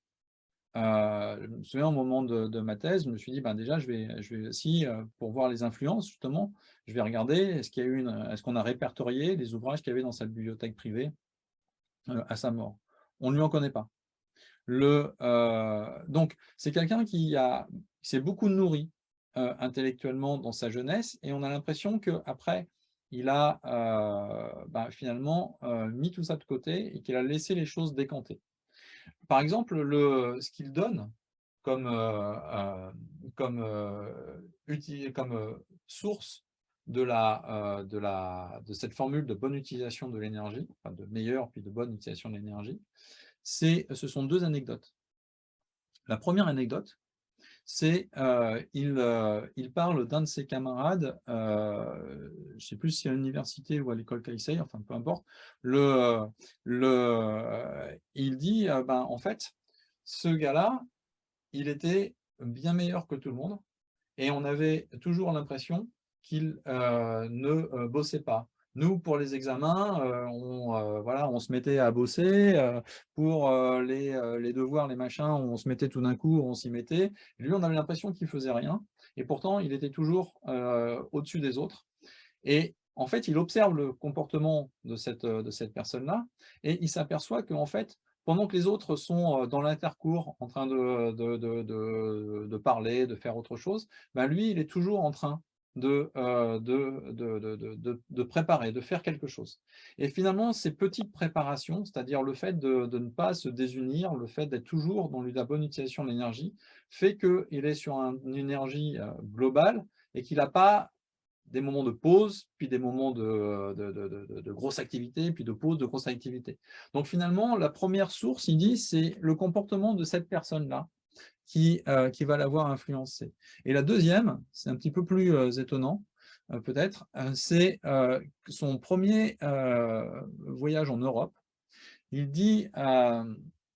il le dit déjà, donc, je crois que le texte date des années 20, mais donc il rapporte quelque chose qui est dans les années 1890, et il dit ça n'existe plus aujourd'hui, mais quand j'ai voyagé en Europe en 1890-1891, à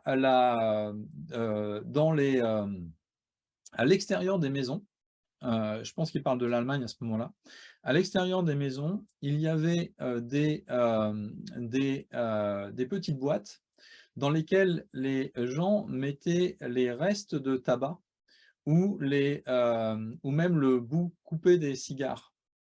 Et il disait donc que les gens fumaient et ils gardaient le petit bout de tabac qui restait, ils coupaient le bout de cigare, ils le mettaient à l'extérieur, et ces petits boîtes de tabac étaient récupérées par des gens qui en refaisaient des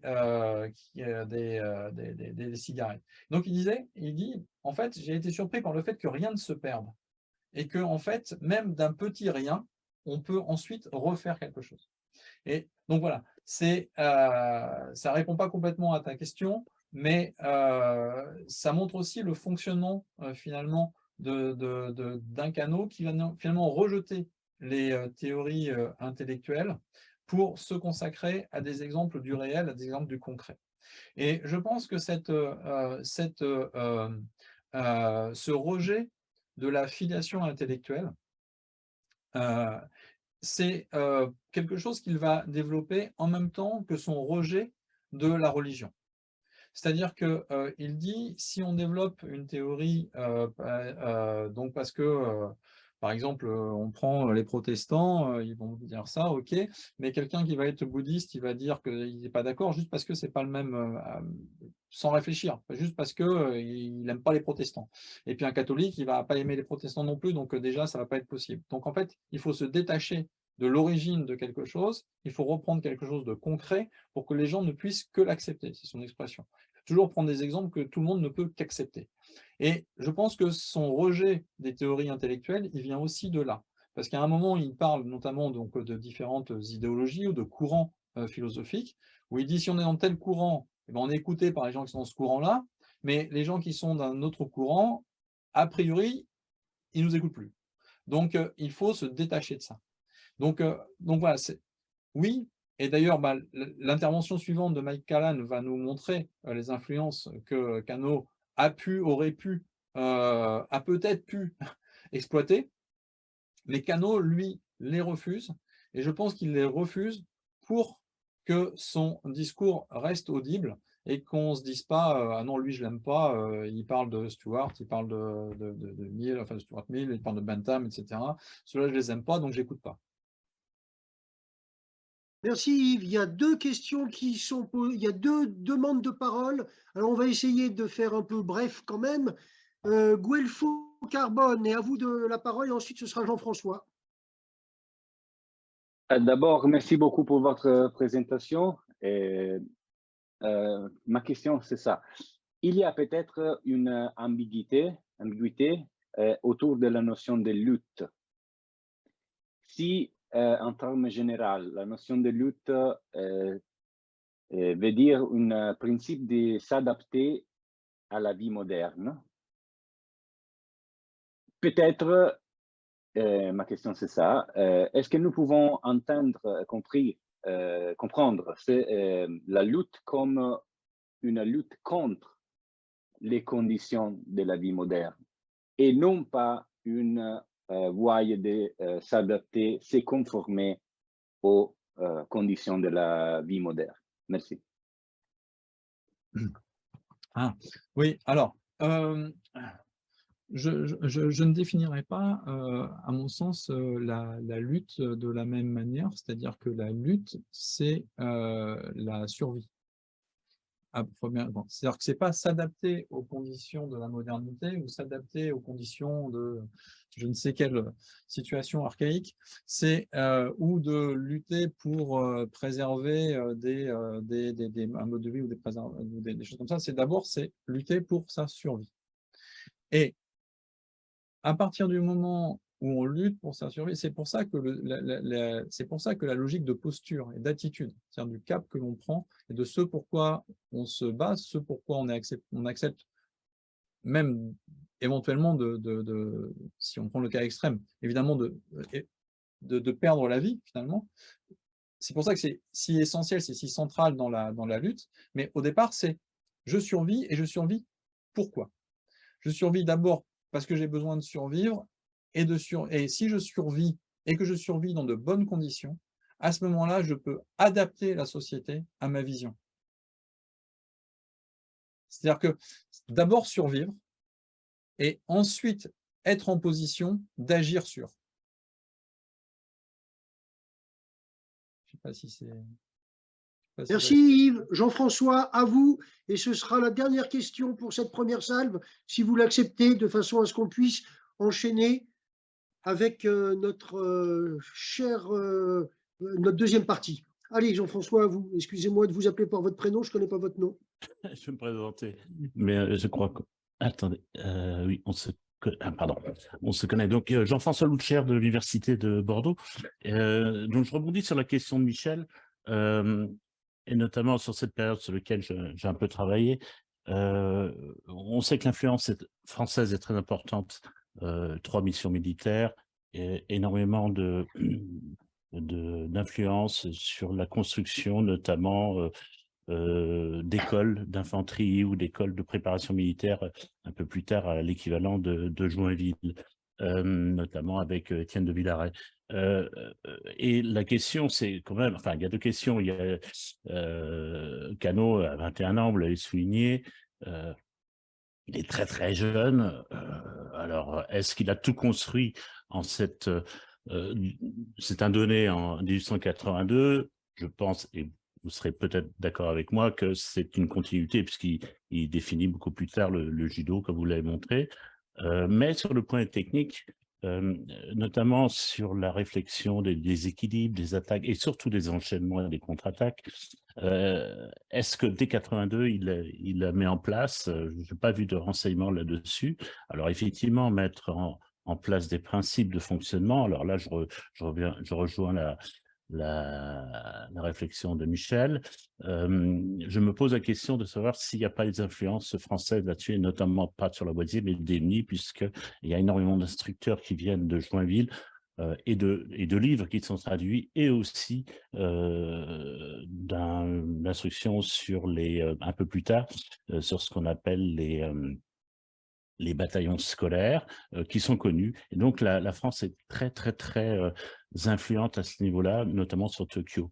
Voilà, donc je me demandais... Alors, d'après Bruce, il n'y a aucune référence, mais votre explication est très claire. Alors, ça ne veut pas dire qu'il n'a pas eu d'influence, mais une fois qu'il les a intégrés, intellectuels, hein, dans cette démarche que moi je catégoriserait comme empirique pragmatique, eh bien, après, il en fait quelque chose et il ne le redonne pas, voilà, il l'intègre à lui-même. Donc, ça ne veut pas dire qu'il n'y a pas eu d'influence auparavant théorique, mais une fois qu'il les a intégrés, comme vous l'avez très bien situé, ça n'apparaît pas.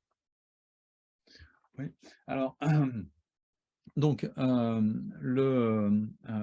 les années, comme vous le soulignez, dans les années 1880, il y a donc, comme je l'ai dit aussi, c'est-à-dire qu'on a tout début des années 1880, on a le Gujin Shokuyu, c'est-à-dire on a cette manifestation aux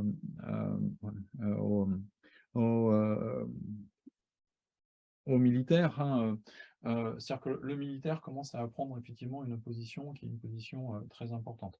Vous l'avez souligné aussi, il y a des conseillers étrangers dans tous les domaines. Il y en a dans le domaine militaire et notamment effectivement des Français. Dans cette période, la fin des années 1870, début des années 1880, il y a toute une réflexion sur la place de l'éducation physique. Notamment, il y a une expérimentation qui est mise en place pour savoir comment créer une éducation physique qui est dirigée par quelqu'un qui s'appelle Isawa et qui est assez proche de Kano. Qui est d'ailleurs un de ceux qui va populariser le triptyque de Herbert Spencer de la triple éducation intellectuelle, morale et physique. Donc, dans cette expérimentation sur le centre d'éducation physique, effectivement, la gymnastique qui va finir par aboutir, c'est une gymnastique influencée par les exercices militaires. Il se trouve que ce centre d'expérimentation d'éducation physique, il est rattaché à l'école normale supérieure. Kano n'y est pas encore. Et que le ministre de l'Éducation de l'époque, qui s'appelle Molly Alinoli, va non seulement prendre cette forme d'éducation physique, mais va également prendre l'uniforme militaire, notamment la casquette militaire allemande, dans l'école normale supérieure, et qu'il va imposer, vous l'avez dit, une éducation qu'on appelle Kyolen, c'est-à-dire une éducation où les jeunes enfants à l'école primaire vont notamment faire des exercices de marche au pas et ce genre de choses. Alors là, je préfère être très clair, Kano va être extrêmement, extrêmement, extrêmement négatif sur ça. Je me souviens très bien qu'un des premiers textes que j'ai fait lire à monsieur Origas, ça parlera à certains, de Kano, c'était une critique de Molly Alinoli.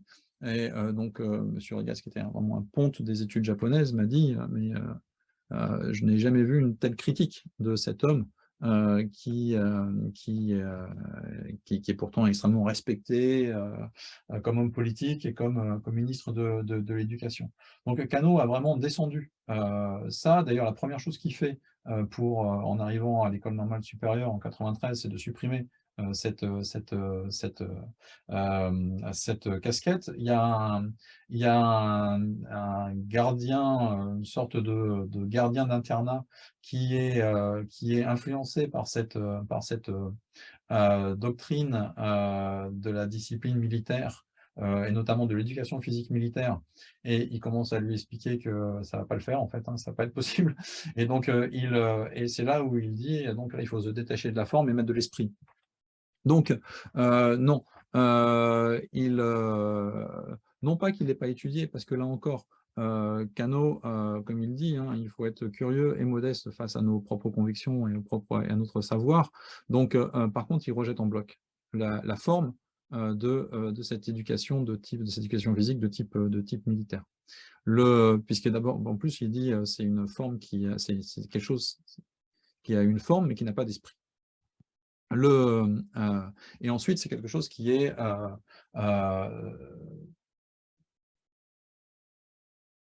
alors ça me demande un petit peu, mais qui est trop selon des angles prédéfinis, alors que le corps de l'être humain doit être beaucoup plus mobile, beaucoup plus souple, beaucoup plus adaptatif que de réagir selon des modes prédéfinis. Donc, oui, Kano a vécu cette période-là, et d'ailleurs, hein, cet exercice militaire, il va prendre une autre forme, mais il va être encore pire à partir des années 20. Et Kano va toujours s'en détacher, et va toujours le critiquer, ce qui n'empêchera pas d'étudier autre chose. Et puis il y a un autre élément, c'est que dans ces mêmes années, à partir de 1884, parce que justement, là, entre 1870 et 1884, il y a cette expérimentation qui va mener à ce qu'on a dit.